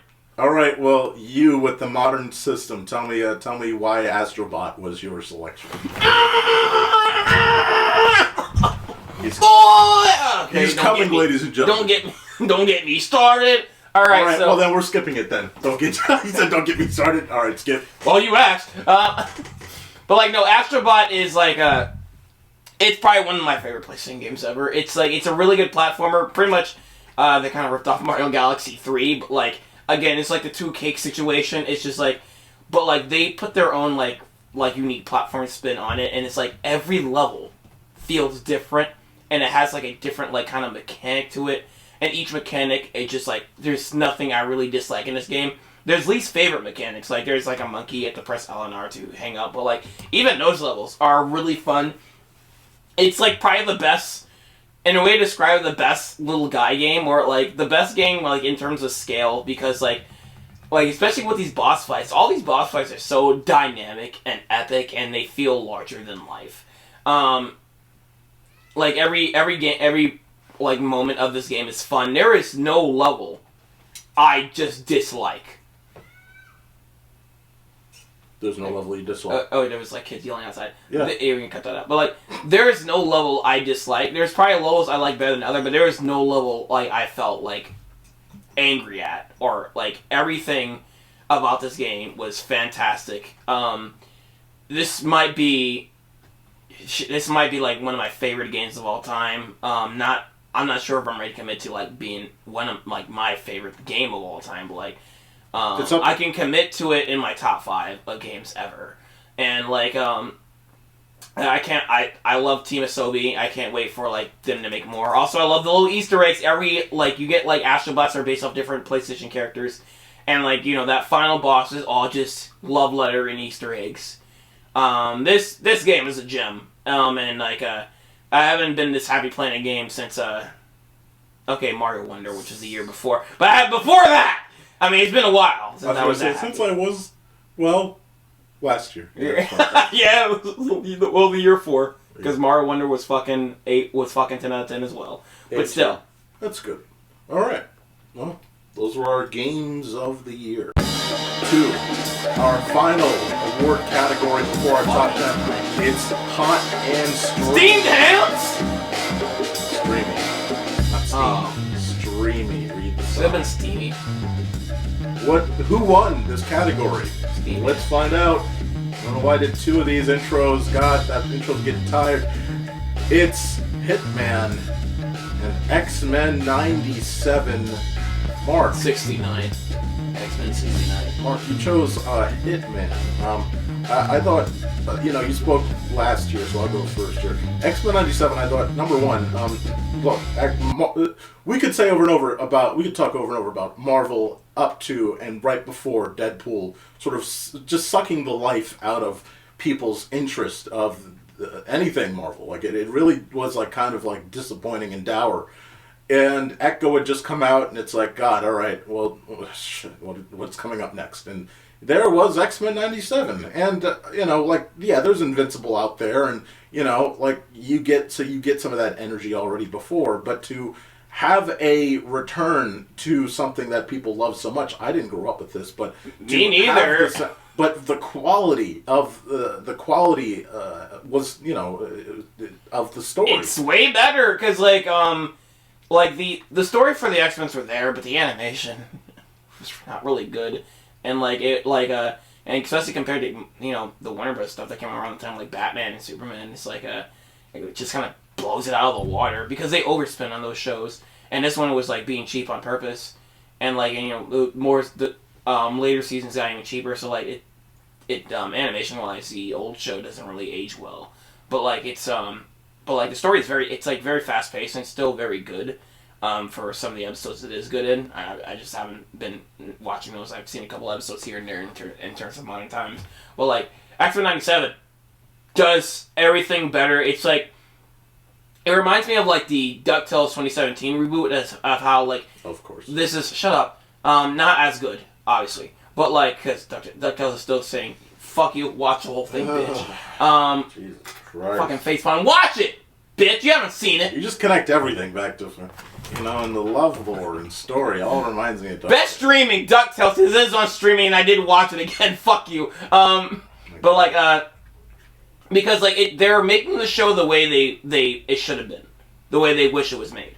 That's why I'm making a comparison to DuckTales, because DuckTales it's good. The original is good, but if it could be better, if the writers thought, the modern writers thought it could be better and how they wish it was, this is how they would make it. Yeah, I like the fact that they trim the fat. This is a really great, it feels like, again, a mini-series where it just kind of, you get a brief return, and there's so much heart and clear passion and love for these characters in it, their situations. It's more dull, and they're doing things they couldn't do in the original either. Right, that too, and it executes very well. That's why to me it's when I remember this year in terms of what I watched in streaming, which is few and far between, but it was a great thing to go out and watch because again, it's Marvel, all right, you're not doing that much justice these days, and this along with Deadpool, Wolverine not only brought back X-Men in a great way, but it also just did a really good job of putting the Marvel world back in order a little bit, in terms of hype and excitement. Then you got Marvel Rivals as well. So in all three fronts, streaming, theatrical, and gaming, Marvel is probably better off than they've been now. Than movies? Everything but movies? Well, no, Deadpool, Wolverine. But I'm saying... Does it count? Yeah, it does. It's Marvel Studios. Yeah, But I'm saying, again... It's better than... I'm saying Marvel... I'm just joking. It counts. Shut up. Yeah. All right, I didn't know how far you were going. All right. Sorry, we've been talking for a while here. All right, Mark... Tell me about Hitman. I haven't heard of this. I don't know what this is. I haven't heard again. It wasn't getting a lot of buzz when this came out, so that's why I watched it, and it's like a really good movie. It's a fun comedy because like kind of like I guess like a correct version of like Master in Disguise or something like that. I haven't seen Master in Disguise. I can't compare it. But like the guy, so Hitman are not a real concept. It's like a concept only in movies, and that's the premise of this. It's like like what this guy is, and he's an undercover cop, and like he will go up to people who hire Hitman, and pay him, and he uses it as evidence to send the people who hired a Hitman to send him to jail. Right. But he's really good at disguising himself as a hitman. So he has like these different fun personalities and fun personas he makes for them. So like he's playing like he's doing like different characters for every hitman, and it's fun to see him go through that. And it gets complicated when like a lady he meets hires a hitman, but he doesn't want to arrest her because she like. He kind of cares for her, and he kind of. She's hot, man. No, but she's hot. Yeah, she's hot. And like it gets complicated from there, but like it's fun the way it go, like from like where it goes, and it's on Netflix. I really recommend this movie though. It's like one of the better streaming movies. I can't really think of mainstream movies that came out this year. Streaming exclusive movies that came out this year that were really good. Yeah. But this one is really good. Yeah, this was better than Wallace and Gromit. Yeah, I feel you. This year, bitch! Wallace and Gromit came to like fucking theaters last year. Well, they ain't come to streaming, so fuck you. You ain't trying to give me on tech. You can't even give me on technicality. Alright. Bitch. His toughest role clearly was when he was doing tornado chasing. You know, when you feel it, chase it. I'm done. I was expecting that. Alright. Alright. But yeah, I recommend you should, like, if you're trying to put on your Mark's catch-up list for 2024, Brian. I will just post that, like, on a I don't know, Instagram or something, like a giant, like, a written letter that's, like, Mark's catch-up list for everyone. Especially Brian, in parentheses, since it's going to say all these. Mostly Brian. Indeed. Alright. Last but not least. You said that was the last one! Fuck! And last but not least is our top 10, but we're going to take a quick break, and we will be back. Of course, Mark, it's the thing that we've done every single, well, not every single time, but 2 years running now with the ScreenBlast stuff. This is the fun part. This is the really fun part about seeing all these movies, going through them all. It's, how do we categorize them? Sure, we can talk about it. Can I ask you a question on camera? How come we're not sharing a camera this time? Last time you, had to sit next to each other, sharing germs. Because that was a terrible idea, and I don't know why I said that. So I want to do that potentially if we do it in a different location. If we have a different location and we have a background that's big enough to do that, sure. We can discuss plans off camera. Yeah, exactly. Well, you opened it up for, hey Brian, what the fuck was this? What was this layout idea? So, just audience, just opening it up. But again, the whole thing with the top 10, I would just have a lot of fun. We watch so many movies throughout the year. They all suck. This is the time where But this is the least suckiest of all of them. This is the literally least suckiest out of all of them, and the movies that kind of just settled to the point where we were like, oh man, we would I think you would agree. We would recommend all of these movies to at least some people, most people. Mm-hmm. These are movies that you would leave 2025 for saying, hey, I would want to rewatch this, or this was really memorable. So all of these movies were absolutely cool to see, and let's get started. I'm going to start with my number 10, and then we're going to toss it over to Mark. My number 10 is Haiku Dumpster Battle. We talked about this in the sports category there earlier, but again, I think what was awesome about Dumpster Battle was the fact that, again, we were finally getting, essentially, what happens in Haiku is it's an anime series. So you're going to get a lot of, not filler, they do a really good job not putting filler in, but you get a lot of, we're about to get to a high point, a climax, and, hold to the next episode. And hold to the next episode. This was a great, connective, just hour and a half of a complete match. And it was fun, and it was fluid, and it was exciting. And you felt the energy from every single one of the characters. It was not just one particular character story. You had almost every single character playing a part here, and it was very enjoyable. Again, some of the sequences, especially in first person, were excellent.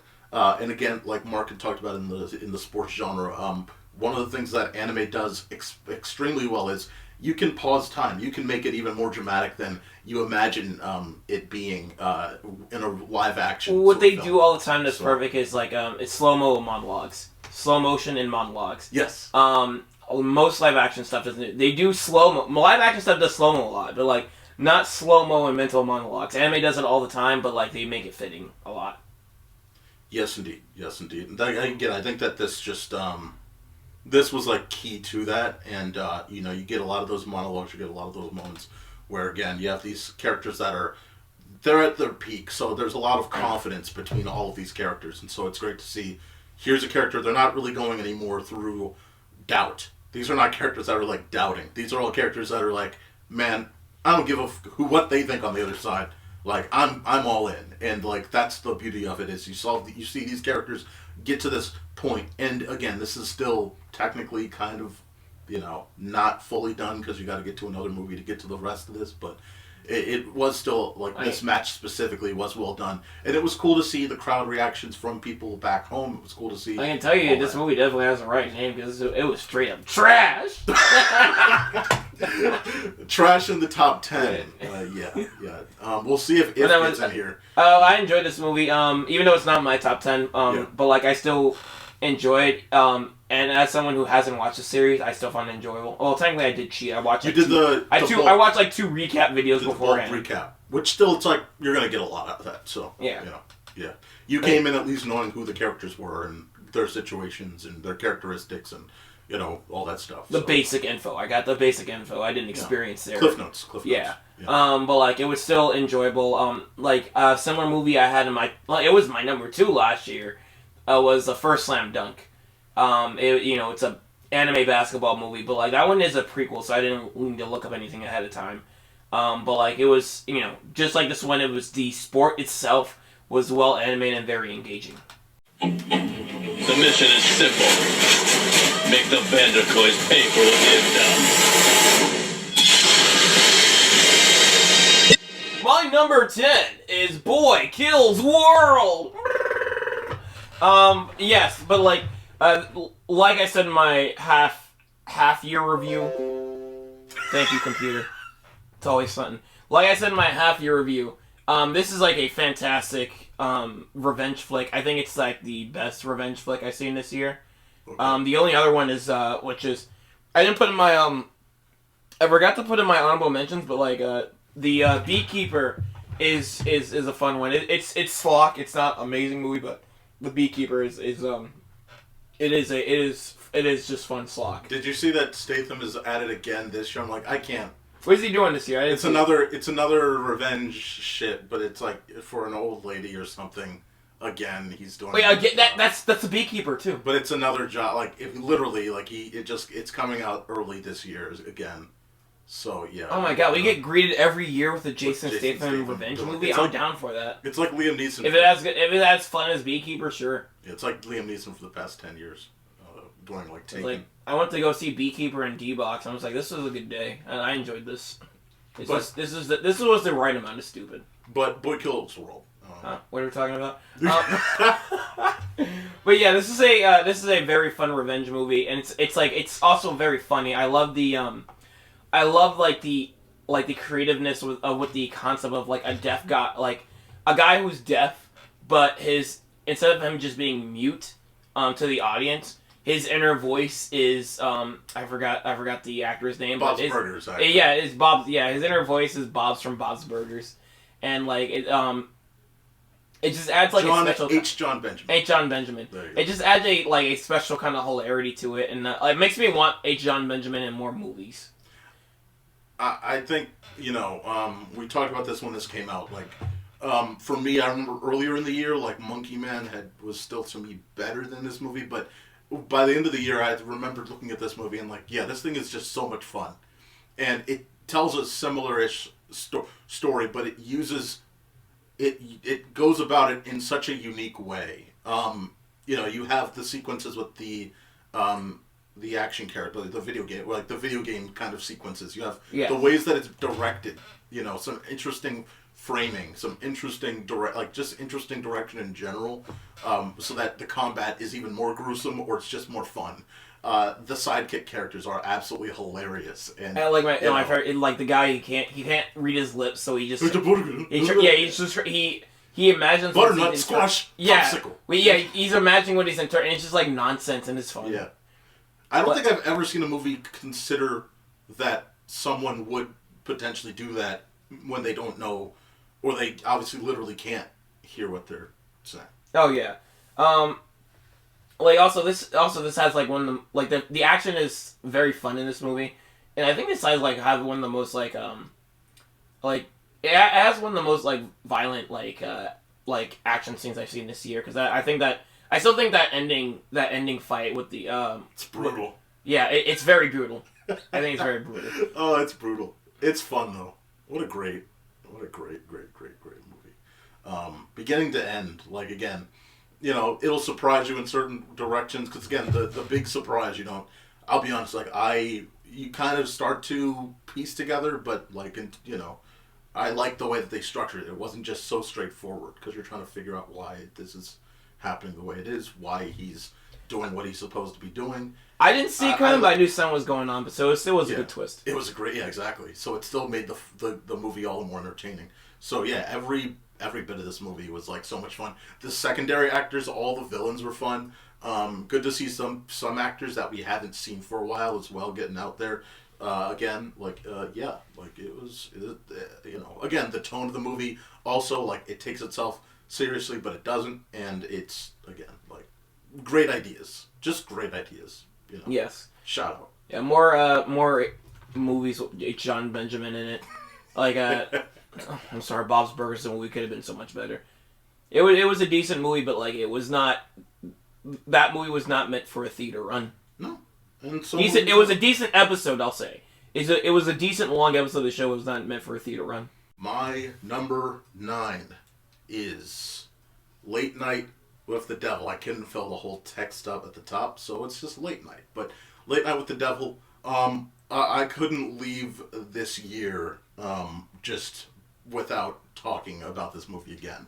Not only this thing filled out our nominees for different categories, because it's a great indie movie. It's a great period piece movie. It's great with it, the way that it goes through with, when you're on the edge of your seat, trying to figure out what's going on, how it's going to continue going on. It just using such a small area, just using this concept of a TV studio from the 70s, this Johnny Carson era-esque show, and getting it all almost right. It feels like you're just watching a series or a late night show from that point in time, and it was just a lot of fun. Like, you had actors come in, it felt like genuinely they were surprised. Everyone played it well. I think it's like Dave Desmalchin or whatever the main actor's name. He really nails this idea of being a host that also has something clearly that he's hiding. Like, you can tell the entire time, like, how he's acting. He's acting it very well. It works very well. And again, I loved this movie. I loved how much I was on the edge of my seat trying to figure out where it was going. And again, there was also just the idea of, can he get through the night with those ratings? That's all he wanted. He just wanted to get through the night, get those ratings, hopefully keep the show going. That's all he wanted. And unfortunately, he had to deal with the devil that ended up going wrong. But, it was wrong, but it was so right for us to enjoy. So this is a movie that stands out for 2024, but it also is a movie that stands out just in general in terms of movies that I've ever seen. It's a lot of fun. So Mark, I mean, you it was there. About this. It's there. Oh, I know what that means. It exists. Yeah. I know what that means. It's on your list. Oh, is this your... I'm not saying anything else? I'm going to say anything summarizing? Like, No? No.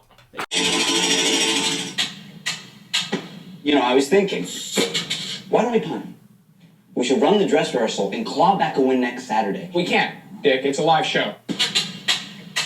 Am I still in the show? My number 9. Saturday night! I can't say live because it's not in the title. I really want to say live, but it's just Saturday night.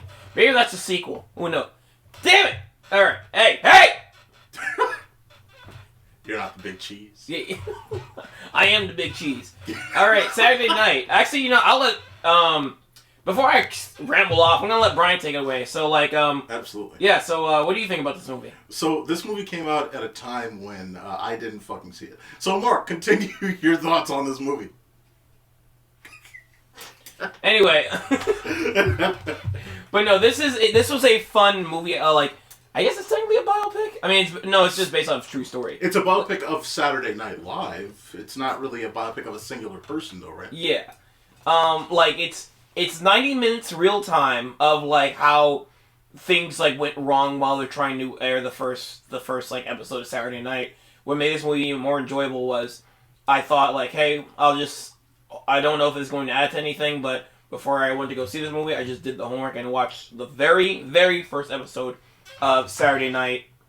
And the humor is very aged. It's not about jokes that that are not PC. It what is aged is the humor is very, I guess it just feels stale for today's. It's stale and dry. Yeah, for today's humor where everything's a mile a minute. It's yes. You compare that to 70s humor, it's a slow burn.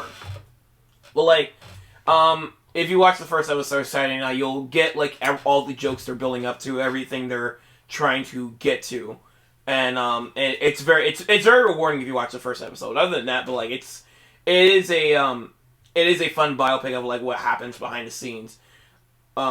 Before the first episode, I think this is a very fun movie. I just had a fun time watching this. That is fantastic, and I really recommend you should watch this. Indeed, but I got the Blu-ray downstairs, and you forgot. I'll tell you, that was a funny number 9. I had Late Night with the Devil. You had Saturday Night. Yes. Yeah. 2 things that were based off 70s era, by the way, as well. 2 things at night. Indeed. You know how things get at night. I don't. Dune Part 2. We talked about this very early on, hey, is this going to end up being, right there as the best movie of the year? Because for the first, I believe, 5 months of the year, it was right there. It was absolutely brilliant. Again, you talk about the quality of the sound design. You talk about the quality of just the score that sits there in the background and pops up once you need it. Every actor, you're not seeing them as actors, you're seeing them as what they are playing as. And the setting is so beautiful, it's vibrant, it's at times, it's dusty, it's gross, it's just real, it's a real setting. It's not CGI land times 1,000. And then the idea to have this other setting that's just shown fully in this black and white, it's brilliant. You get that Coliseum sequence. That was a lot of fun to see. It was absolutely great. Austin Butler knocks it out. Obviously, our main actors knock it out. And yeah, Dune 2 was, not only is it one of the best sci-fi films of all time to me, it again nails this idea that Dune is, I talked about this with Sonic, you have Sonic, that's obviously a movie franchise of the decade, but right there with it is Dune, which also started right around, it started in this decade, and you've got a very strong 1-2 punch. Some people don't like Dune 1. I think you should watch Dune 1, get to Dune 2, feel that, some people don't like, Dune 80s, Dune, what was that very first, adaptation? The 80s, I don't even care. It's some people, read the book maybe if you want. I don't care either way. It's... You know what else is good? That popcorn bucket. I don't know about that one, but I know that... You know what? Do you remember what the popcorn bucket was? Yes, I remember. Yes. Don't worry, that carried a lot. But Villeneuve, I believe is the director, absolutely nails it. One of the best movies of the decade by far. I can actually talk about this one because this didn't make it into my list, but okay. It is in my honorable mentions. Spoiler, but whatever. But yeah, this was one of the most fun sci-fi movies of one of the most fun sci-fi movies of the year, especially since we saw it in 4DX. That was fun. It's it was like a roller coaster every time. Yeah. Some action happened. Worm shows up, any action sequence shows up. Yeah. Every minute of it was engaging. It's I for high concept sci-fi, I wish newer. This is what I want Star Wars. How engaging I want Star Wars to be. Yes. Like, I don't know where Disney is getting their fucking writers, but, like, I don't know. They need to steal these guys. Yeah. No, I agree. Like, again, the gravity of the situation is no joke. Everything about Dune 2 was like, it was just serious and it's grounded. And, you feel the political situation. You feel this spiritual value to the people that are in this movie as well. You get worms. You feel riding on worms. You feel the worms. Zendaya rides on a big worm. You see Zendaya riding on a worm. You see, and again, then that fight, that combat at the end also felt, like it felt a little rushed, but it had that gravity to it as well. So the stakes were up, and this is, I think everyone on board. Can't wait for Dune 3 when it comes out, which I think they're not calling Dune 3. I think they're calling it something else. But, they're using some title or whatever. But either way, can't wait. I haven't been hearing any buzz about Dune Prophecy. I'm curious about that show.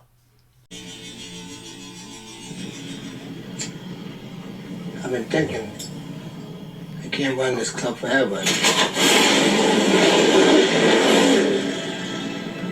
I built this from nothing. My number 8. You had a lot of fun editing that, didn't you? Oh, yeah. All these editing took a while, but I like to be fancy. I was hoping you probably match up this year, but you still went the lazy. I did that for the whole award set. Did you not see that? The whole award set. You didn't do enough, all right? But the bike riders, this is a fun this is a fun story about just a bike what is it, 70s? So no, 50s. 50s. Mid-century motorcycle. A 50s biker club, and Tom Hardy just completely makes the whole movie right there. I love seeing the chaotic relationship between all the biker gangs and I'm trying to have a hard time describing this movie. I know you can because why the fuck is it in your number 8, Mark? It's don't know how to fucking speak about it. All right, real number 8 if. But oh Jesus. But I enjoyed the seeing how a fucking the progression where yes.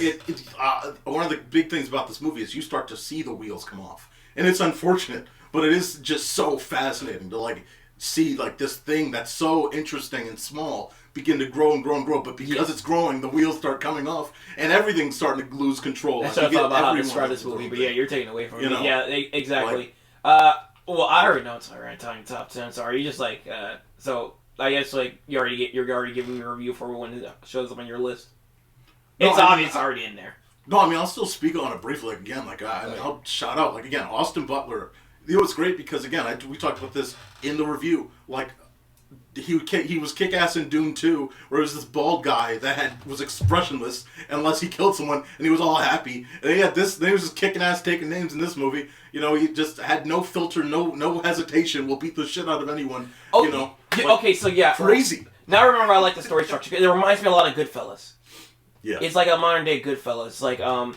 Especially the way I forgot the other main character's name, the guy on the freaking. The guy on the top? The blonde guy. Yeah, it's Austin Butler's character. Austin Butler, shit. I don't know I don't know what their names were, but I know that the actors. Yeah, actors. Like how it starts with Austin Butler getting beat by getting a chair over the head. And I love that because you don't. Again, we talked about this again during the review. I didn't know if this is the end of the character. Like that's where he irreparably gets damaged to the point where he is done, or maybe he's dead, but is that the point we see that the movie changes or not? And we find out, no, that's just a point in the movie, but it still was a good place to start and then come back to later. And again, you had, was it Jodie Comer? That's the actress on the right there. This is to the core, it's her story, but it's more that she's along for the ride for this whole American vandalism. Well, we're getting an outsider's perspective. Yeah, through her eyes. Yeah, and it's how and the tragedy she has to face, dealing with her husband being in the biker gang. Well, deciding to go for because she had the husband, and then she decided to go for the guy that clearly was a risk. Yeah. Yeah. So it was her dangerous choice. It's been a while since that. What, did she get with him after the biker gang stuff? No, she was bored basically with her life, and she said, and she knew, like, he did some weird wacky shit to begin with, and it was like, all right, you're gonna do weird wacky shit, but I'll go with you, and that's how it went. And then she was with him the whole time, until things got out of hand, and then at the very end it got extremely out of hand. But again, I just like that. I like the tone of this movie, like you said, it has that energy to it. Yeah. Again, it feels very much like Goodfellas. Yes, you get that gang energy there.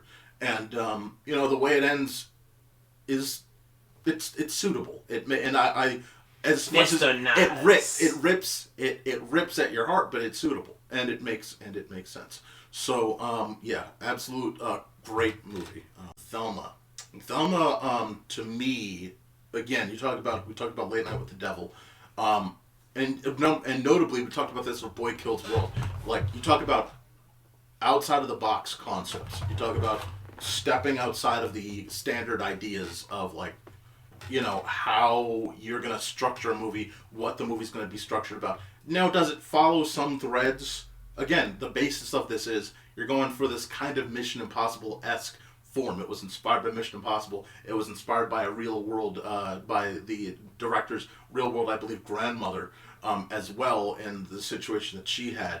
Not that it went as far as this, it gets a little bit obviously over-dramatized, but this feeling of, getting to that age and not holding back at all in how you tell that story. Being upfront about the fact that some of your friends are going to literally, sadly, start to forget about you, and or forget about certain things, and or some people will just die. There's the moment where she's, like, on the park bench, she's trying to reach out to people for help, and it's just like, how is she? Oh, she's dead? Oh, fuck. And, like, it's just like, it went through the list of people. It's like, shit, well, that sucks. Oh, yeah. But it's honest and upfront. But then you get the scooter moments where it's, like, a lot of fun. Feels like the way that they shot it also was super energetic in certain moments. That keeps your energy up. So I think this uses almost every single minute of this movie is used well. And it has a message for you that you kind of may have overlooked. If you've overlooked in your actual life, where, again, sometimes, you have these people that are just older and they want to still be able to have that independence. They want to be able to do it their own way. And if that means that, yes, they're going to be in a house and there's going to be, whatever happens, that's how it's going to happen. But that's their choice, and they want to have that choice. And there's so much about this movie that's great and well executed, outside of the messaging. But from beginning to end, this was a fun movie. The soundtrack is simple enough, but it's fun enough, carries along, and the actress, by the way, I believe she's not a lot. I think she has her acting debut in this movie, and she's 93 in this movie. So, absolute awesome characters. Loved the family actors as well. They really did feel like, actual people. They're not reading lines like BS and all that. So, A+ movie. Loved it all the way. Great film. I didn't. This didn't make it to my list, but, like, it. I like that we're splitting. We're starting to. Last year we had a lot of similarity. I like that we're starting to. We have a lot of split. I knew we were gonna, like, have a split because of the. You didn't see as much as I did this year. But then also, like, I saw, but then you liked If more than me, and that's why If gets the top 5 for you. Yeah, that's why the video ended. That's why you're fired. How about that? That's why you're fucking fired. You can't fire me. I'm part of that. Just reach out to the sound of the screen. Help me. And the viewer's like, what? Help me. But yeah, go ahead. But, like, when I first found this movie's existence, I didn't look up a trailer. So my assumption was, because I saw the poster and I saw the genre, so I was like, oh. It's about, like, a grandma, like, being, it, like, I thought it was gonna be, like, about a grandma, like beating up mooks and, like, by accident. She, like, accidentally being badass. Oh, yeah. But, like, but no, it is a comedy. But it actually goes into, like, deep subjects of, like, getting older, like you said, like, notice all your friends are dying, you just can't do the same things you can't do anymore, like, fucking probably falling for scams and stuff, like, not knowing how newer technology works, and how, like, people can use that against you as well. Yes. And it's I didn't expect it to be like honestly, very kind of have a meaningful message. But like it did, and this is like this is like one of the most creative like comedies of the year as well for me. Yes, 100%. And they also use the vulnerability well because you know that she's like, you know, there are moments where like she literally like stops, and it's like, you know that they'll find a way to help her in this situation. You know, the filmmakers are gonna write it in a way, but like there are moments where she literally stops. You're like, you know, you kind of hold your breath for a moment, like, you know, well, how? You know, because she is a vulnerable person in this situation. It's like, all right, like how do these certain situations end? I like that they keep it low stakes. It's Yes. like it's not about like it's not a death situation for her. It's just like she's just trying to get her money back, and like the family's just worried about like she got out, she got lost, which is like kind of relatable to me because my mother has I keep getting mixed up either Alzheimer's, dementia, or both. But like if she ever got out of the house, that like the whole family's starting a search party, and we're all just gonna try to look for her. Like it's happened like I think like twice before. Right. And like you know something happened for like you know somebody like an elderly like that. It's like very scary. It feels like the end of the world. So like I felt that part of the movie very relatable. Absolutely. Yes, indeed. Alright, for my number 8, 9, 7. 7. I can't count anymore, damn it! Ah! You're incredible today. Thank you. I mean, it wasn't even like tennis. It was an entirely different game.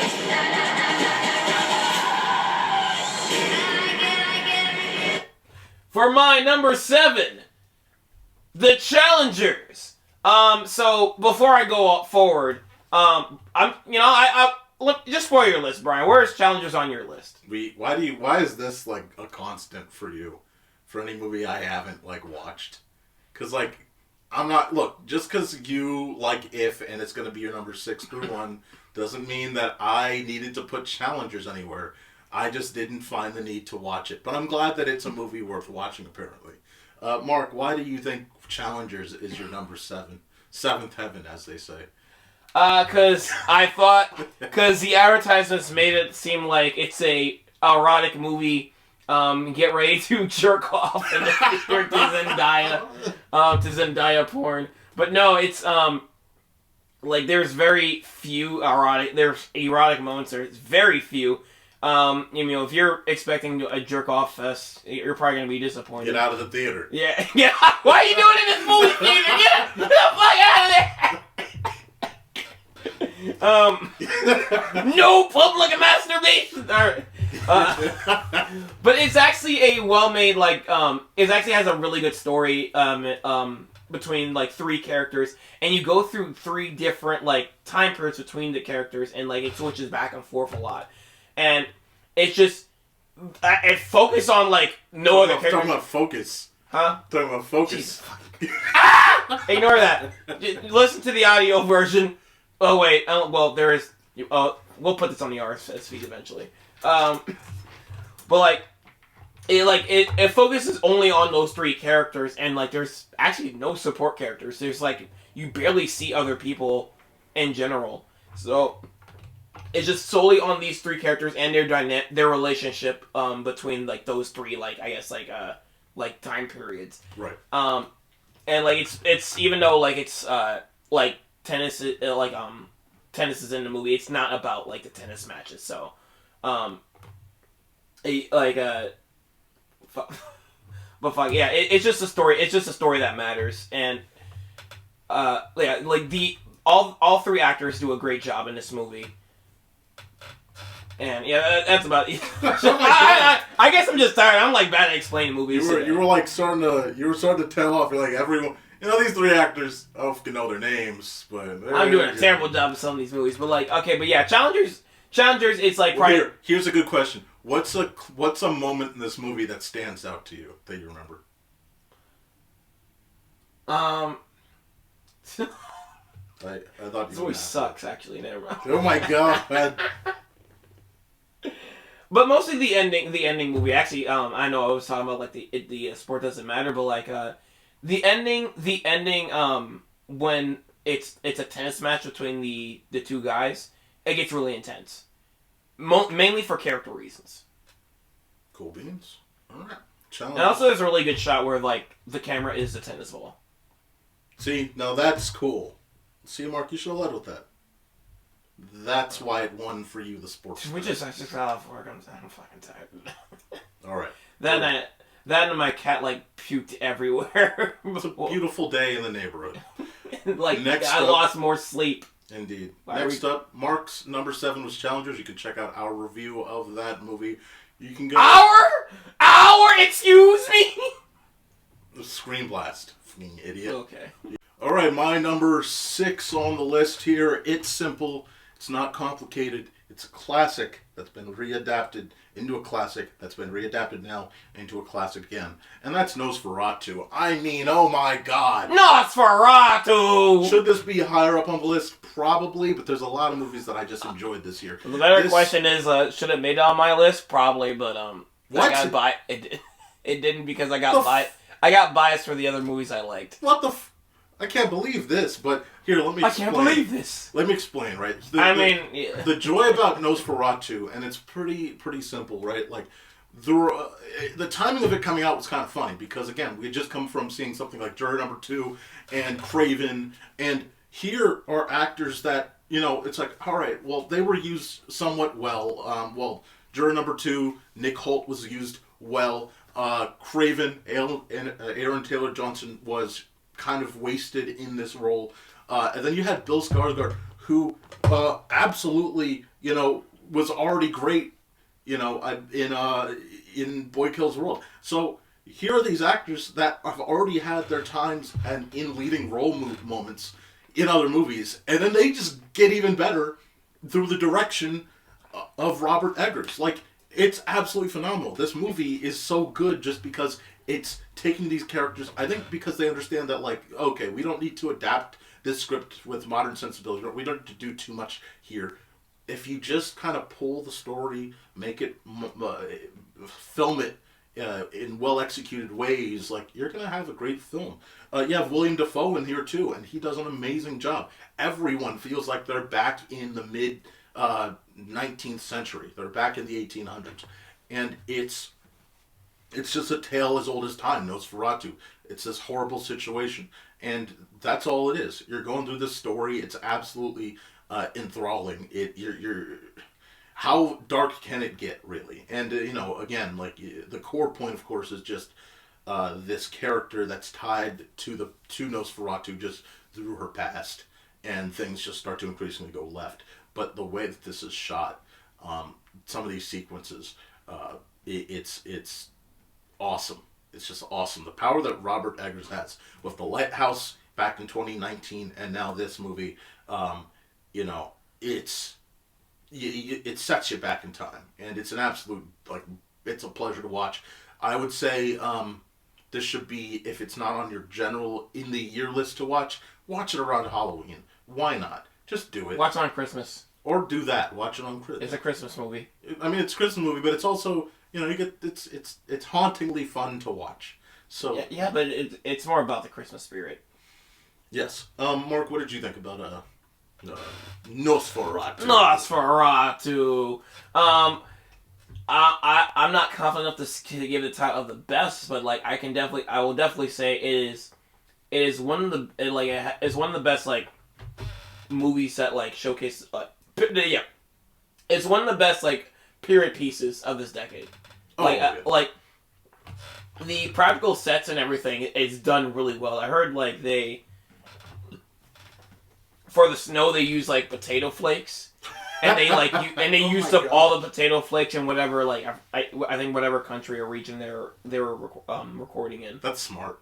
I mean, it's a lot of resources, but I guess that's smart. It looked real, so but I love the setting, and, like, the cinematography and atmosphere is really well done, and it's like this is a very prestige horror movie. Like, we get, like, slop horror movies or cheap scare horror movies, but, like, this is a very prestige one. But the fact that this was also cheap-ish.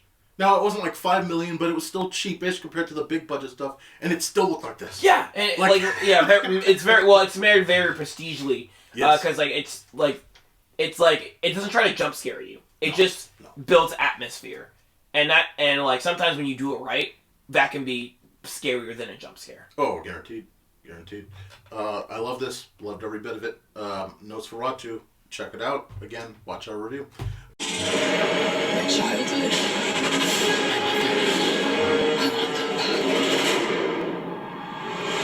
I want them back.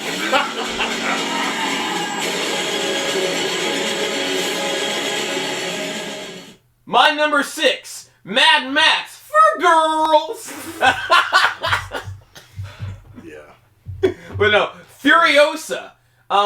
This movie's freaking awesome. This is like a really good one of my favorite action movies of this year. The original Mad Max Fury Road is like probably one of the best like car combat movies there is. And like I was wondering how they're gonna top it, and I'm not sure if it tops Fury Road, but like it's damn near close, or it's like on par. This is like the action is fantastic. The story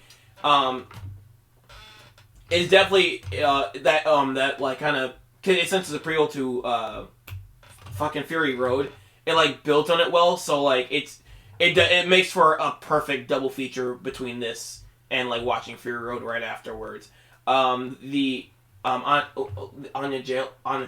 is that the name? Anya Taylor-Joy. Anya Taylor-Joy acting is fantastic in this, and so is her.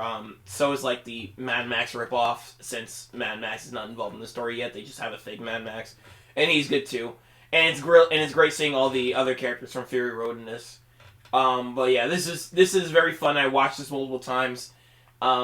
I do want to own this on Blu-ray eventually, but like I'm waiting for like a Mad Max just box set. I just want all those movies stuffed edition. Yeah, I just want all those movies together, and they better come. And whenever they better come with the bonus features. I'm serious.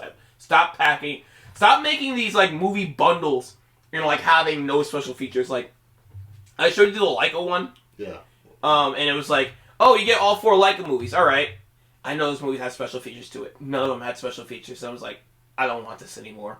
And like I'm cautious. It's only Warner Brothers where it's like they'll make these DVD combos and it's just like the movies. Yes. Other ones that I like are respectable. It's like it's not that they put the effort in. They just resell old discs that didn't sell. And it's like I'd rather Warner Brothers do that.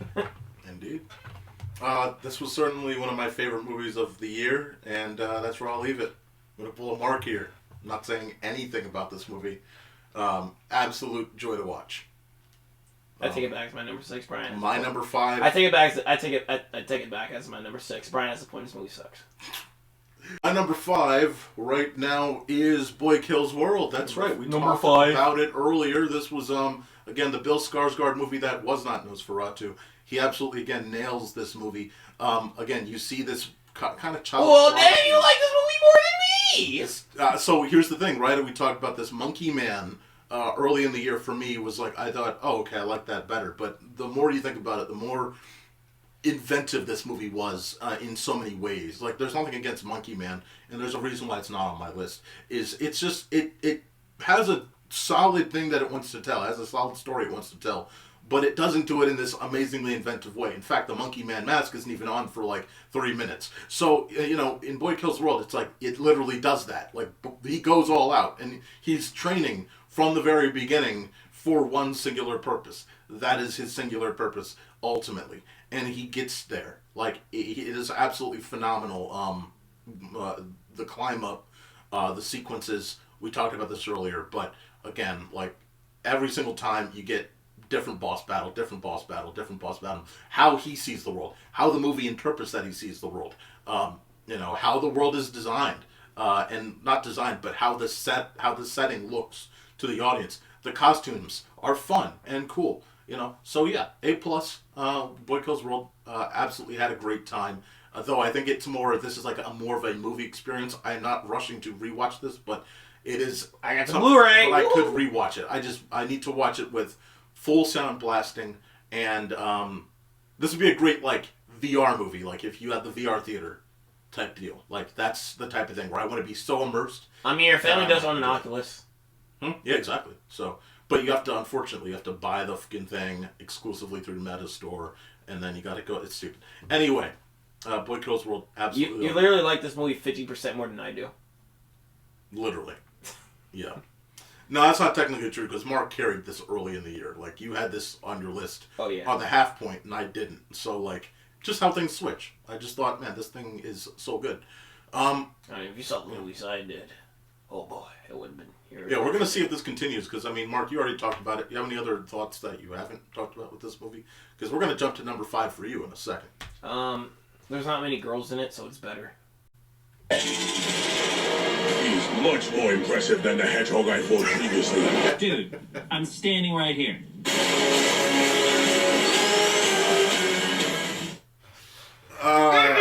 For number 5, it's Sonic 3! Nice. Oh, so this is like probably my favorite video game adaptation as of right now. Because I would think, like, how they're going to do the Sonic Adventure 2 story. But what about Detective Pikachu? You could have brought up Angry Birds. That's way better, man. I know. That's way better. I did not know. That was the point. Sorry. Go. You wanted to. No one likes to talk about Angry Birds anymore, even though it was like the first movie to be like fucking successful. Yeah. But like technically, Resident Evils were the successful ones early. Were they successful? Weren't they? That's why there's like 24 of them. I guess they were successful. People just didn't. What about the Mortal Kombat movie from the 90s? What about that Mortal Kombat? Mark, you're forgetting about all of them. Super Mario Brothers from the 90s. Yeah, no one likes that, though. People actually do like that with a passion. Mark, Sonic 3, your favorite adaptation. What do you got? Yes. But, like, yeah, I was wondering how they're going to adapt Sonic Adventure 2, because that is actually a good story, and they can just adaptate it well by following the beats. They made up their own, like, beats just inspired by the game. And, like, I was very impressed of how creative, like, the overall movie was, just, like, making their own story with the Sonic Adventure 2, like, set pieces. And, like, just, like, it doesn't focus too much on the humans. That was my... No, that's a problem with, like, not even just the other two movies with, like, these, like, CG live-action hybrid movies with, like, the, you know, you have the CG creature and the humans team together. Usually the problem is too much humans. You know, a good example of those is the Transformers movies. They do that a lot, but like again, this has the most like CG creatures, and like they like the stories about them are really good. It's like everyone has a chance to shine in this movie because like Knuckles has a great role in this. Tails has a great role in this. Go ahead. Go on. Oh, what do you mean, meh? Go on, continue. But yeah, like everyone has something to offer in this movie. Even the human characters. The Sonic's family, I think I forgot. Just the Donut Lord and Maddie. Yes. They have even though it's very small, they have a better role of being like Sonic, like Sonic's emotional center. Yeah, Sonic's emotional center. And like again, the action is top notch for these type of movies. It's like really good. It's like it does the best of being like really video game inspired.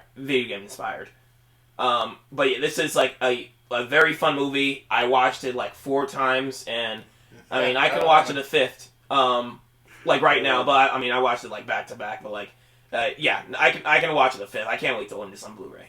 Phenomenal. Yeah, man. I think absolutely 100%. This was. We talked about that again. Watch the review. Went in depth with it. I think like you can't deny sequences excellent.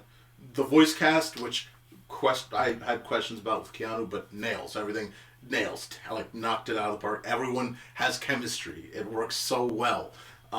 You know, the combat within, even the Eggman stuff. Like now that it's been a few weeks, like I've thought about it more and more. It's like it's not as overwhelming as I thought, because again, Jim Carrey is the only person, really, the only human that's there outside of these CG creatures. And, you know, they understand the gravity of these Sonic movies. But, again, we talked about it before. It's like, all right, you're not going to get, like, anyone that was really expecting, like, the girl to get shot like to see that. Like, no, you're going to see it. That's not this type of Sonic unit. That's not the genre that we're in here. But you're still going to get the ideas, the core principles, to make sure that when you get to that point at the end, it's going to matter. You're going to enjoy it. And you wonder what happens to the moon, by the way, because the moon got fucking sliced and diced, and we will find out what that. That shrugged off as like a joke. In the movie. Everyone's seen it by now. That shrugged off as a joke in the movie. But then, like, it's a really cool, like, background piece during the mid-credits scene when, like, Amy shows up. And it's like, okay, that has to be important. Wild Robot number 4, look.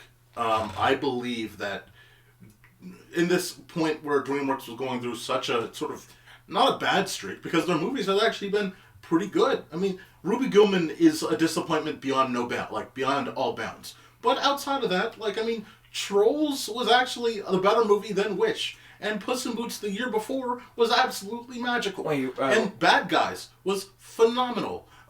Wait, you found Ruby Gillman disappointing? I'm just gonna spoil it. Ruby Gillman was my number 1.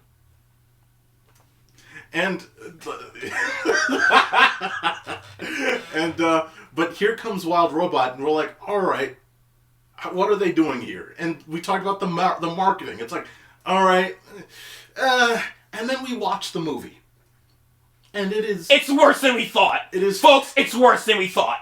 And it is, no joke, one of the best films that DreamWorks has made, at least in the past, let's say, in the past 10, 15 years. Let's say since the 2010s. Since 2010, one of the best movies that they've made. It is... Wait. Are you sure? I mean... No, that's not true for you. It's in the top... One of the best original movies? Yes, one of the best just movies that they've made. Since 2010? Since 2010. Are you sure since, like, 2023? What do you mean? One of the best movies DreamWorks made. So, Puss in Boots is up there. Yeah, okay. Top, yes. But this is like, you can have a top... If I'm rounding in the top 10, like, DreamWorks has made, like, a lot of movies. We're talking, like... I know, you said, but one of the best since. Remember when we looked at the list in Cars 3, and, like, DreamWorks had made, like, 13 movies in, like, 5 years for no fucking reason, except they were competing against both Disney Pictures and Pixar at the same time. Yeah. Like, they just milked shit. So they have a lot of mid. This is above all the mid that they made, all the Shark Tale, Over the Hedge. I'd say this is obviously better than Over the Hedge. Above Shark Tale? This is right. Above better than Ants, better than Shrek the Third. What? Right? Better than, so, like, there's a lot of movie. Most of the I think this is better than literally all of the Madagascars except for one. Like, I think that, no joke, like, dude, okay, I'm being real. I'm being serious. Get what I'm saying? I love penguins. I think this is better than penguins. But that's what I'm saying. It's like, I think that what this movie does is brilliant in the fact that, again, like, the story's great, but also it takes that, like, we saw Kung Fu Panda 4, big letdown. But what they did was they still used the Puss in Boots art technique. And it's like, oh, they're still using it. Okay, good. Awesome. We get to see which they could have used on Kung Fu Panda 4! Fuck!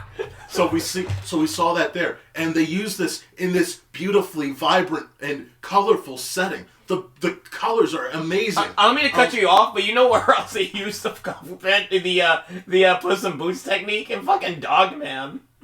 You can tell. Yeah, you can tell just in the trailers alone. Like, they're using it everything except for fucking Kung Fu Panda. I want to see Kung Fu Panda. You can see that layering there. Yeah, it's like, the technique is like, why would you run away from it at that point? So, but again, that's great. The music has so much, like, heart into it. The idea, just the story, obviously it's inspired by a book, I believe. But either way, it's like, it's good to see how they adapted this story in real time. The journey with this goose. The journey with Roz. Because you're looking at her as she's becoming more vulnerable over time. All of it is just such a pleasure to watch every second, and it's not just a pleasure to watch. It's also bittersweet because you see that mechanically she's potentially getting worse. You see that she's watching this bird grow up as well. You're seeing the fox who has to watch as all this is happening, and he's kind of holding back things that he wants to say because he's just trying to live in the moment right then and now. And it's just so real right? Like, again, we talked about the actual way that the wildlife is treated, like it's real. They're not playing games around. This is, to me, what modern Disney, I think, would have done in the way that they approach nature. It's just more honest about it, but it's not honest in a way that's like a documentary. It's just there, and it's still fun. You get the possum sequence with the possums and all that. I love again, so much about this. Just watching the bird grow up, watching Roz and her development, watching how the forest reacts to Roz in the grand scheme of things. It's a great film. It's an absolute gem from DreamWorks. And again, at a time when, again, we were talking about job cuts. We're talking about morale being low. We're talking about, and by the way, across down the street at Disney, they had just made fucking Wish. So, you talk about, who you compare and contrast. Holy shit, these guys are still bringing it. They're bringing their all, and they don't give a fuck where they are and how conditions are. They're still putting their heart into it. I love to see DreamWorks, the studio I love, fucking continue to knock it out of the park. That's okay, are they still making this stuff in house? I thought they were shipping this. No, it's all now just much smaller in house, but in terms of it's all satellite studio. For instance, Dogman, definitely, because that's how Underpants was also funded as well. That's for my number 5. 4. Fuck. Haunting you, or should we wait for a third act flashback? Go fuck yourself. I meant number 4. Go back to the screen. My number 4, Deadpool and Wolverine. Should be called Deadpool X Wolverine. Actually, it should have been Deadpool X Wolverine. It would make more sense. It's X-Men. X as in sex. All the implications, all the implied stuff. That's my number 3, as you already know. So I'll talk about this with you right here. And we're gonna jump tracks over to your number 3 next, just because again we know how this format goes. And you already know my number 3. So once you go through this number 4, we're just gonna keep it on your slide. But go ahead, Mark. Take it away. I think this is literally the best theater experience I have this year. Just seeing this with an audience. It's very bombastic. It just has all the fan servicey notes. Just bring back all the old guys.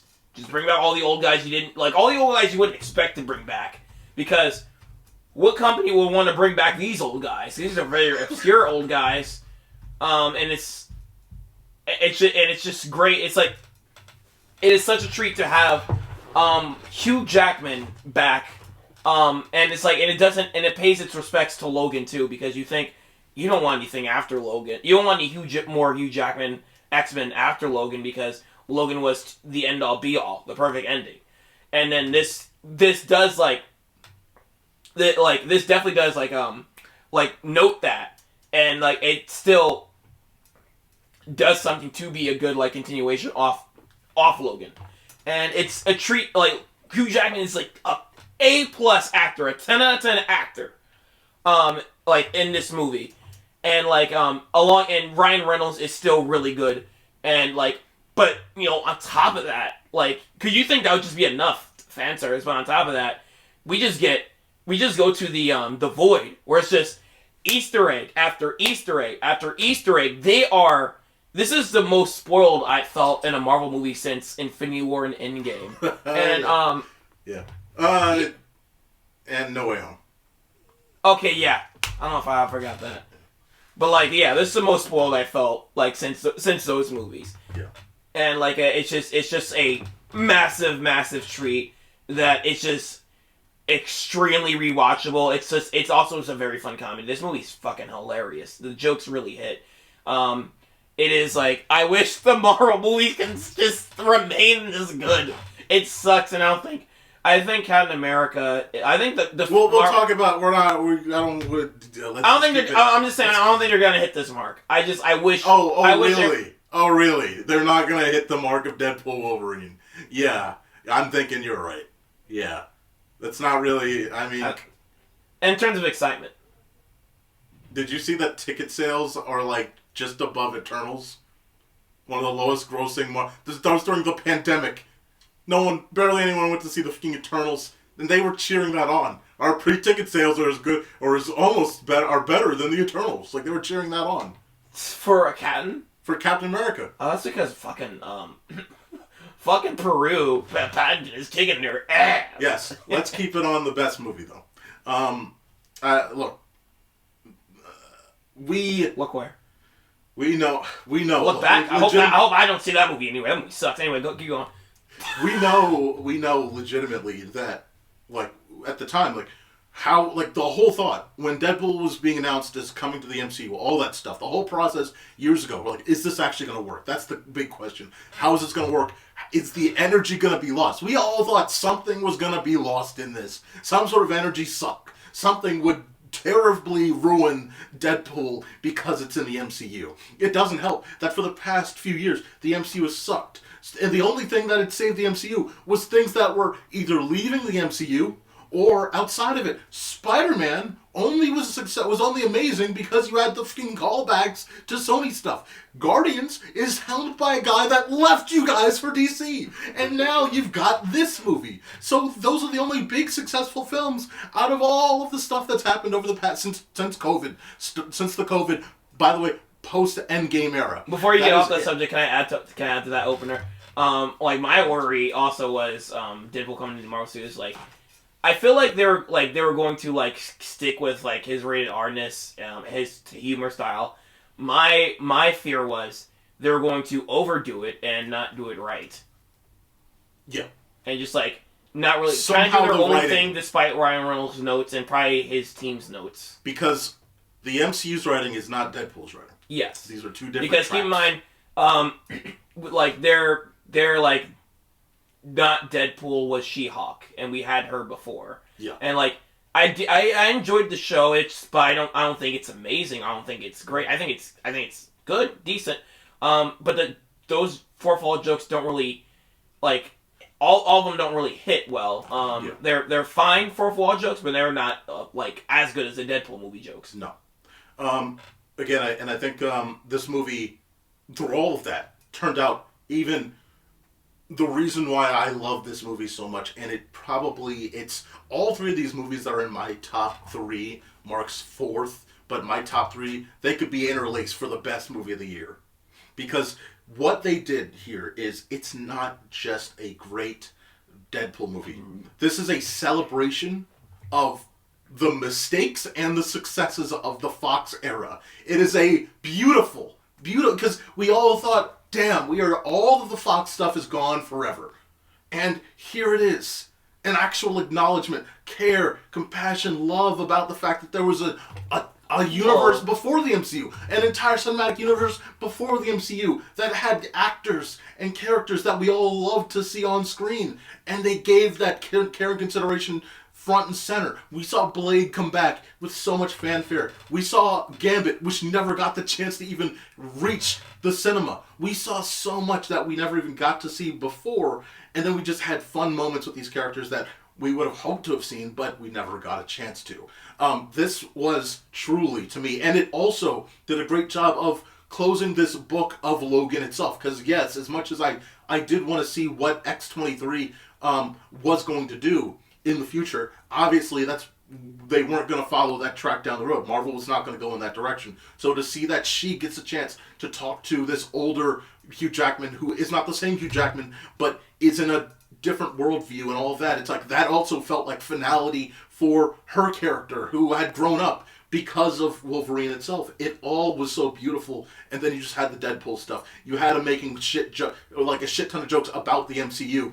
Like, all of it was just absolute. I think just so good. It's and a that good opening send-off, sequence. What was that? It's a good send off to Deadpool because Ryan Reynolds says there was like no plans for like a Deadpool 4. Deadpool probably is only going to be like pop in, pop out. Pop in. And it's like this. I'm fine with that. With that. This has everything. I don't know what they can do to do a 4 from the top. Again, we talked about it. They don't need to. They don't have to. We talked about it though. Like, and this is the only problem is executives at both these companies are terrible. Deadpool, Spider-Man. That's it. That's the only way you top it. And you got to get the right Spider-Man. That's it. Yeah, Sony doesn't want to do that. But Sony is stupid. Exactly. Yeah. See, my point. Anyway, Deadpool Wolverine, one of the best cinema experiences of my life. As a Fox X-Men fan, and then as a fan of the MCU, like, one of the best, in general, superhero and just movie experiences of my life. Great to see that it worked out. How the fuck is you're only your number 3 then? How the fuck is only your number 3 then? Because all 3 of these movies, like I just said earlier, all 3 of these movies could be interchanged for number 1. I like them all equally as, like, movies that stand literally at that pedestal. Like, so, you see how much I'm saying about this? Like, what's your number 3, by the way? Because my number 3 I already know your fucking number 1 is If. And you like this better than fucking If. I could talk about If. I could talk about If for another 30 minutes. Watch the If review. Don't! Make sure, send Brian a message. Make sure it gets negative views. Bomb his house. No. What's your number? What's your number 3, Mark? Oh yeah, we're still on me. Fuck. Because my number 3 is Deadpool's Wolverine. So what's your number 3? Let's watch it again. Ladies and gentlemen, please stay tuned for a live television first as we attempt to commune with the devil. Nice. Late night with the devil. Phenomenal. Okay, so this is probably like one of the most creative horror movies of this decade, and one of the most creative horror movies of the decade. Not the, but like it's up there. Yes, but like it's like 2 concepts that's already been done: a movie about a talk show and The Exorcist. So I love the simple concept of just like combining these 2 things that don't usually go together. More like I need more movies of that. And it just does it really well, only because the 50s, 60s, 70s. You know your time periods. I had to do the nominations for the period piece movies, so I had to make sure I knew where they were placed. But yeah, 70s, Johnny Carson era. Oh yeah. Like late 70s, early 80s kind of thing. The 70s, like it gets the 70s talk show vibe is just done so well. Yes. And I wish we can get like a real series of the Midnight Owls. But like it's especially watching this in the theater, it's like it feels like you're watching a talk show, and like the actual supernatural stuff that happens, it can feel shocking because the talk show itself feels authentic and grounded, and it like we said it back then, but like it feels similar to like that the first Joker movie when Joker shoots the shoots the guy. Shoots the talk show host. So it shoots Murray. Yeah, that's like if you extended the suspense and the edge of your seat feeling you had through that whole stretch. That's this movie. Sadly, Late Night with the Devil 2 is just going to be about Jimmy Fallon. It was just going to be about him on trial. The David Dismulchen on trial. Yeah, because that's the only way it goes. Again, I talked about earlier. Goldmine idea, like A+. Yeah. Well, any other thoughts? I'm gonna go over. We talked about this multiple times, especially in the rewards show, and we have a review for it. You should go watch. But watch it. This was great. Next up, my number 2. We're getting down to the end. Mark, that's great. You're talking Three Musketeers, but we're not talking about number 3. We're talking about number 2. Number 2 is... How is it not Mickey Down and Goofy the Three Musketeers? You suck. Because that came out... I think that came out in 2005. That's about to be 20 years old, too. Yeah. Oh, my God. Yeah. All right. Furiosa. Mark had it earlier on his list. I think, to me, this was... I said this much earlier. Like, Warner Brothers was knocking their blockbusters out of the park. They all felt individually unique. Their creators behind the scenes, like their directors, had a vision that was unique. You had Toon, you had Godzilla, you had Furiosa, you have Twisters. It's like all like early to the middle of this year. It felt like Warner Brothers compared to something like Disney and how they do their remakes and they all feel the same. Like this really felt like Warner Brothers has a track here of making films that feel unique and actually feel like box office experiences. And Furiosa is right up there. I love so much about the fact that this is all about, at its core, it's all about hope. The hope of this character just trying to find a way to survive through the grittiness and the shittiness of this Mad Max landscape. This shit place called Australia. And, that's all this is. But beyond that, you see her rise to what she becomes in Mad Max Fury Road. At least, not all the way, but pretty much 99% of the way there. It was funny because, again, you had seen Dune too, and it was like you had these desert landscapes, but the way they shoot desert here is so much differently shot than in Dune. So you get again these different visions of how you're gonna shoot in a desert. Oh, fuck, Dune Mad Max crossover, holy shit. Yeah, but what again? I love that this antagonist of Chris Hemsworth. He's just a guy that's like he's not really a leader. He's a false leader, of course. He doesn't really know what he's doing, but he talks the talk and he walks the walk like he knows what he's talking about. And he's also a guy that does not have hope. I always, for this movie, what keeps this movie at the top of my head every time is, and I said this during the review, is I just think about that sequence where, you know, she finds someone that's like Mad Max, but not Mad Max, and they're like together for a moment. Max. And they're just like it seems like she's finally out of this shit situation. And even when it's even at its most dour, they find a way to get out, and they're able to, you know, kind of get away. And she gets caught. And they get caught.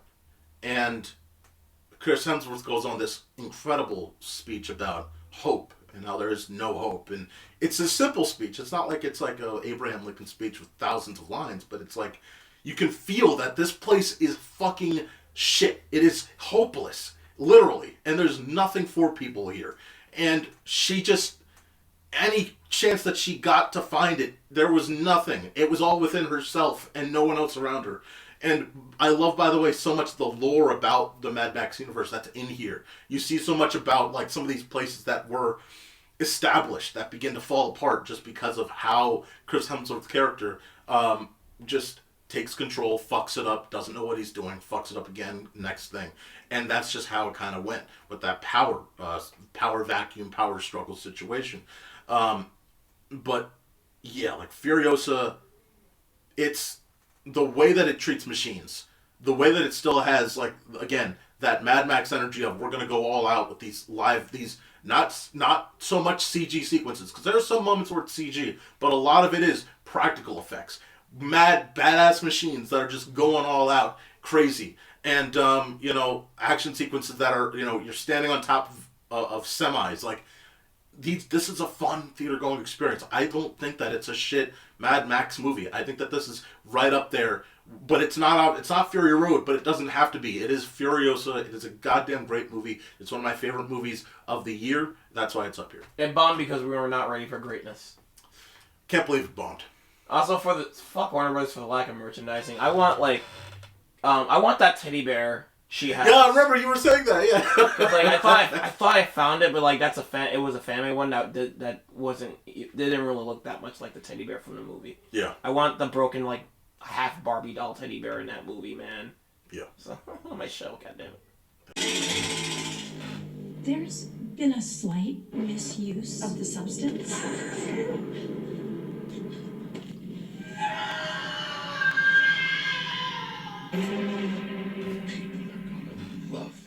Number 2, The Substance. So I guess the video pretty much almost ends here because this only means this is Brian's number 1. Yeah, you got me. Fuck. Yep, I'm screwed. That's it. It was fun to do this, guys. This is great. No, but go. The Substance. We'll speak highly of this movie.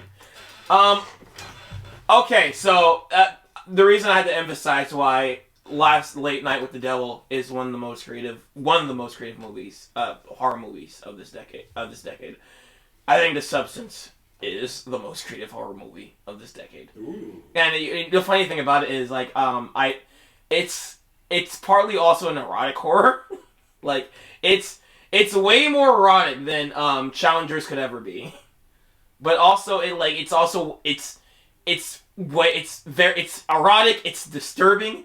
It's hilarious. Like, a lot of like this movie feels also like a cartoon.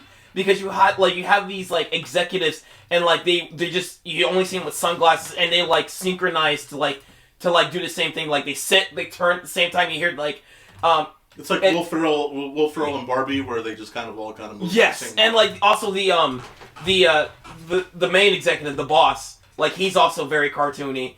It mixes all these elements so well, and it's just like it like the it doesn't try to cheap jump scare you, even though there are jump scares. It doesn't try to cheap jump scare you. It just tries to it continues being like it has clear rules of how the substance work, and the movie is just about witnessing the main characters break those rules, and like it's not like they don't jump scare you with it.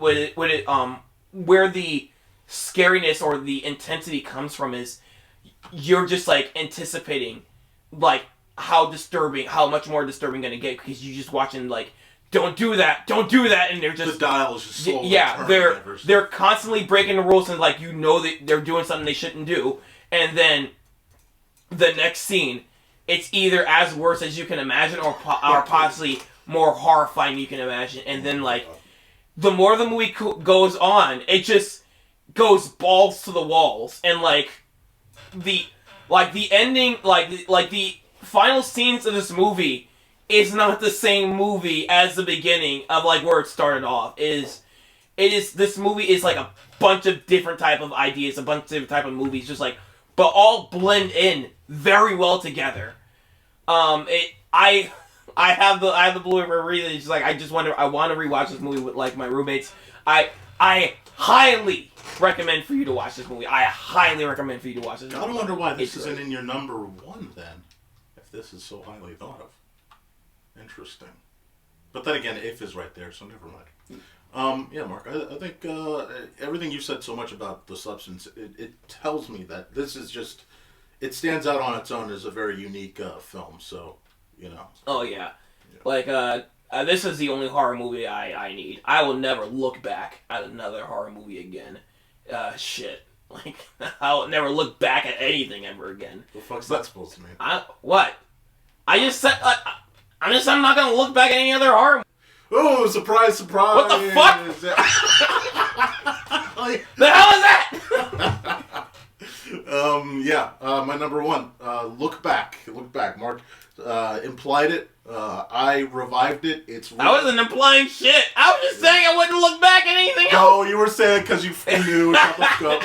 Shut up. All right, look. I think Look Back is genuinely, to me,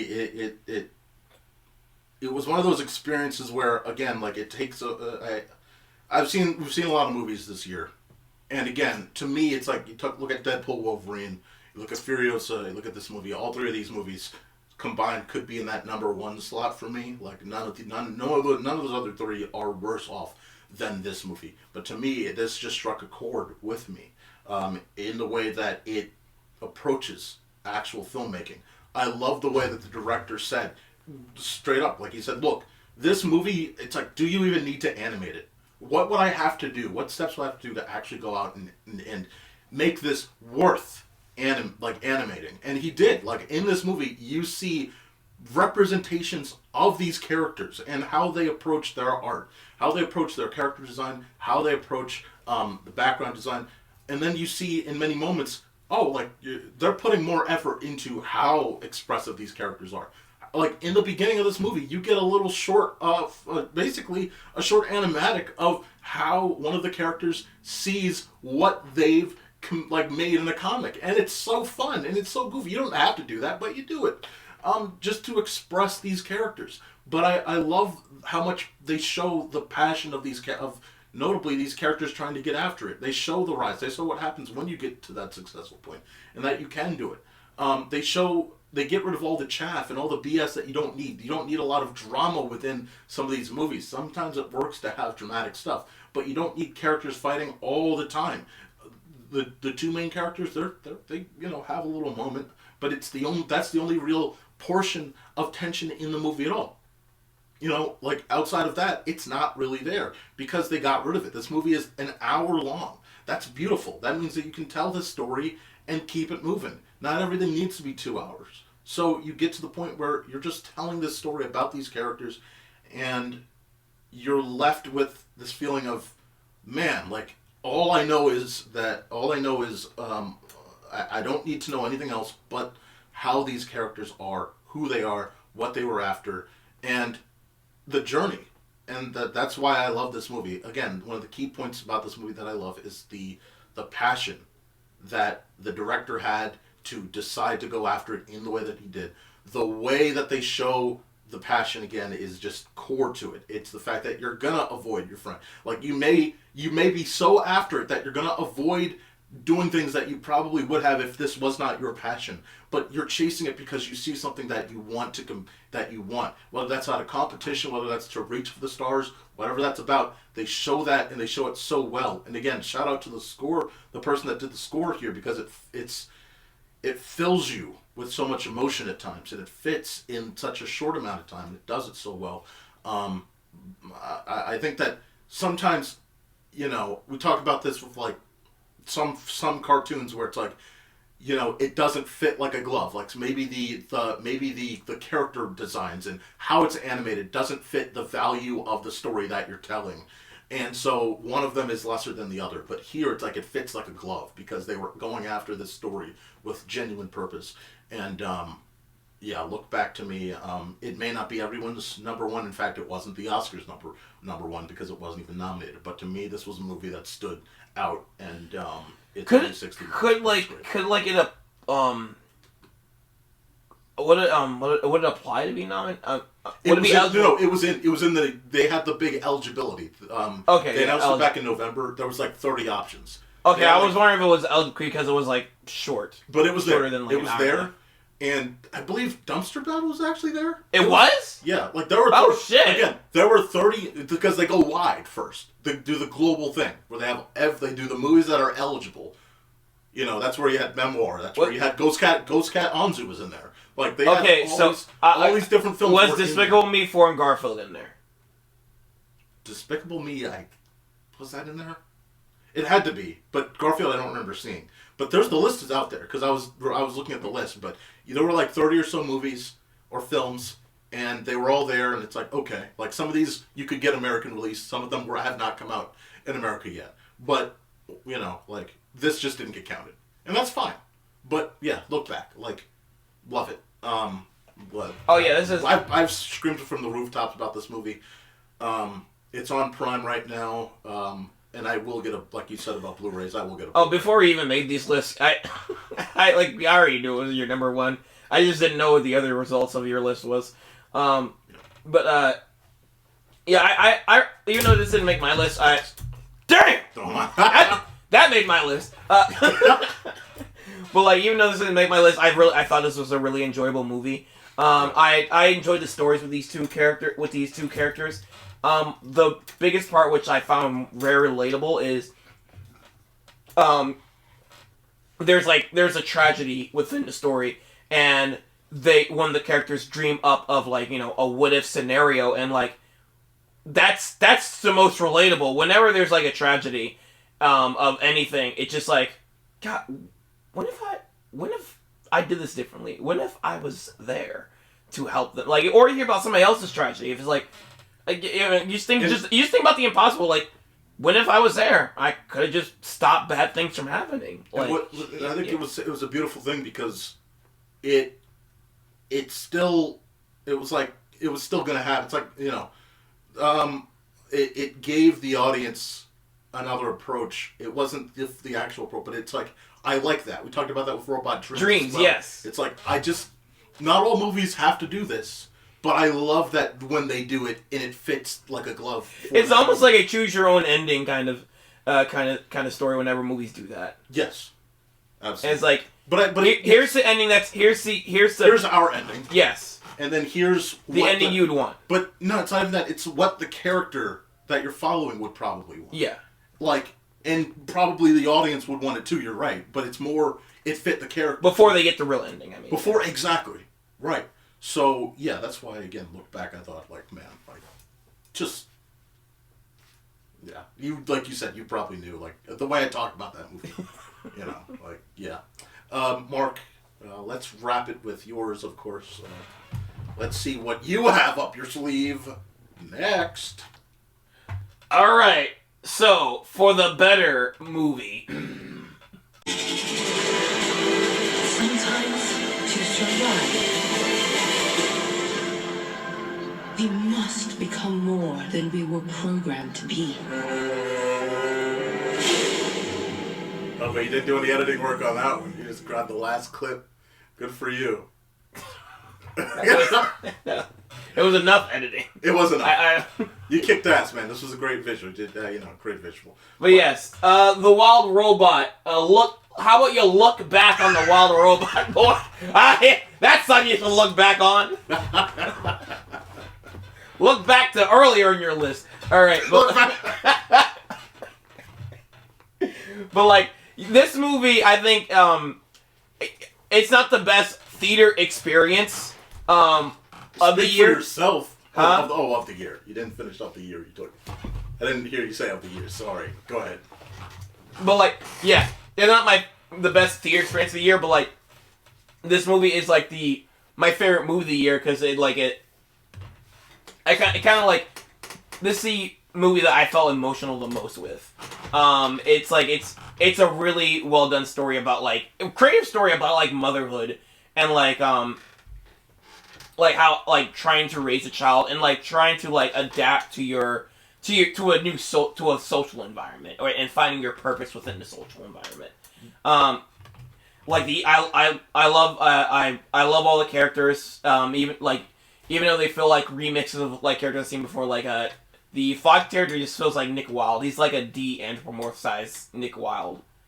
But he's a fox. So he's a fox. You're supposed to be that's. You know what I mean? Like it still fits the.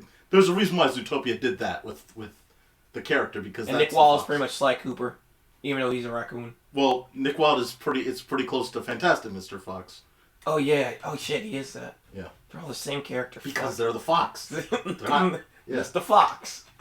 What did the fox? What did the fox say? Alright.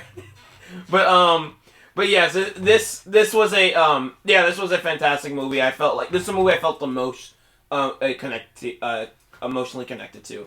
And I thought visually it was very well made too. This is like the best animated animated movie visually to me this year too. Like Brian said earlier, this is like one of DreamWorks' best since Puss in Boots. I think this is the best since Puss in Boots because I don't think there's anything that's come out since then that's been better. Yeah, I guess they have like that one amazing animated movie per every 2 years or every year. Was Puss in Boots 2023 or 2022? End of the year 2020. Oh, every 2 years. So that shit. Well, no, technically not true because what was 2020? Nothing. Starting from Puss in Boots. No, well, no, you can't just fucking start. Yeah, that it starts because Shrek is going to be that movie the next. Dude, Shrek 6. I'm really worried. We're gonna be volunteers at the end of Shrek 6. I'm genuinely worried about Shrek 6 because there's 5. 5. Fuck. It feels like there's been for infinite of those movies. Yes. Yeah, but I'm with you though. Like again, like I already talked about it on my end. Like again, like it does so much so well. That again, like this is my nominee since it is the only one of my favorite choices that made it to the nominee list. That is my nominee to win best animated feature. So. I think not my pick. Not my these are not my picks to win, but like I think the Academy's going to toss up between this and Wallace and Gromit. Yeah, that was your theoretical, yeah. But but Wild Robot though, DreamWorks, good to see. Good to see them again doing this the way that they're doing it. And even again, like we talked about it last year, even Trolls 3 like did things artistically better than Wish. So they're technically like doing things better. Wish was a failed experiment style. Yeah, like so like consistently outside of Pixar, like DreamWorks has been kicking Disney's ass consistently in the 2020s. Because I remember when the first teaser came out for it, I was like, I thought it looked interesting because I thought there was more potential to go somewhere with it, but it didn't. No. But yeah, this is pretty much like, well, since this is pretty much the end of the video, I just want to raise something. Neither for the awards or any of our lists did Inside Out 2 get anywhere. I remember enjoying that movie, but like I guess like it didn't really leave much of an impact. Well, even though it like left an impact in Disney's wallets. Holy shit. Well, you want to know a funny stat, Mark? It's the one movie that we didn't actually review. We didn't actually release a review for. We never actually did a podcast for it. It just kind of floated away. Fuck. And we thought about it a lot. Like, like, whatever happened. Because, like, I think that happened... I think I had Pittsburgh around the time. And then... Dude, if somebody came up to stream like, hey, did you guys review Inside Out 2? I'd be like, yeah. I wouldn't think about it. I wouldn't think twice about it. Like, yeah, we reviewed it. It's on the channel. It's somewhere on there. Again, that doesn't mean Inside Out's bad. Oh, yeah, it does. But I don't want it to win. I don't want it to win, but, like, it's like, it didn't leave... I thought, like, I was surprised how... We'll just talk about it quickly, vaguely here, but, like, I was surprised that, like, they made, like, a sequel to a movie that didn't feel like it was sequelable. Is that, if that's a word? No, we talked about it. We knew... We thought about it, but then once we saw the trailer, it's like, yeah, well, we knew the teenage thing. It's like, but how would they approach it? Yes. It's like, they approached it literally as accurately as it could be presented. And it was actually like, oh, you guys did a really good job with this. Yes, I thought it was very good. Oh, wait, are we still on my screen? We're still on your screen. Oh, wait, go back to me. Shit. Okay. Well, we're talking about movies. Because I don't have any honorable mentions, because... There we go. I got some. Go full screen me! Full screen me now! There we go. My Oscars. There we go. Cleveland Planet of the Apes. Dune 2, we already talked about that. And Mean Girls. We already talked about all... Oh, well, we talked about Mean Girls on the award, on the sing-songy... But yeah, I'm just going to bring up these real quick. But like, yeah, Cleveland Planet of the Apes. Pretty good fourth movie to the Modern Planet of the Apes trilogy. For the Monkey Man. But like, I mean, it just doesn't hit the same marks as the original Planet of the Apes trilogy. Like, that trilogy is like one of the top 3 trilogies of all time to me. It's like an amazing trilogy. But like it's still a good like continuation, even though it doesn't hit the same marks. Epically or emotionally, but like it's an enjoyable movie, I thought. And Mean Girls. I was surprised that I end up liking this. Like I said in the other review, it's like I wasn't really meant to watch these movies, but like I'm glad I ended up watching this. And this was a pretty decent musical. Not the best musical of the year. Like we said before, Wicked is better than this, way better than this. But like I thought some of the musical numbers were pretty good, and like the overall movie was pretty enjoyable, especially if you watch the original. This is still like a treat because it's the original, but it's a musical, which I would like the Disney to do that. Like remake their non-musical animated movies, and if they're gonna do something different, make them musicals. No, I don't need Atlantis. I'll do something different. I'll be fucking Atlantis. Atlantis. We are at the bottom. All right. I live in a land down below. Yeah, it's a jukebox musical. All right, so that wraps up our 2025 ScreenBlast Awards, Mark. It's another grand year. How did you feel about these movies, and what are you excited about? We already talked about what we're excited about for 2025, but 2024 was a fun year because we didn't have a bunch of superheroes, so it was like a trend center. It was different. And we didn't have 57 movies in July and June. Remember that? 2023, go fuck itself. That was a lot of movies. I wasted so much money at the theater this year. And I'm not getting it back. And I'm gonna do it again this year. Oh my god! Now we're gonna roll it again! Let's roll it back! But, yeah. Double or nothing! Yes, indeed. But, again, guys, for the ScreenBlast team, that I am Brian the Baltimorean.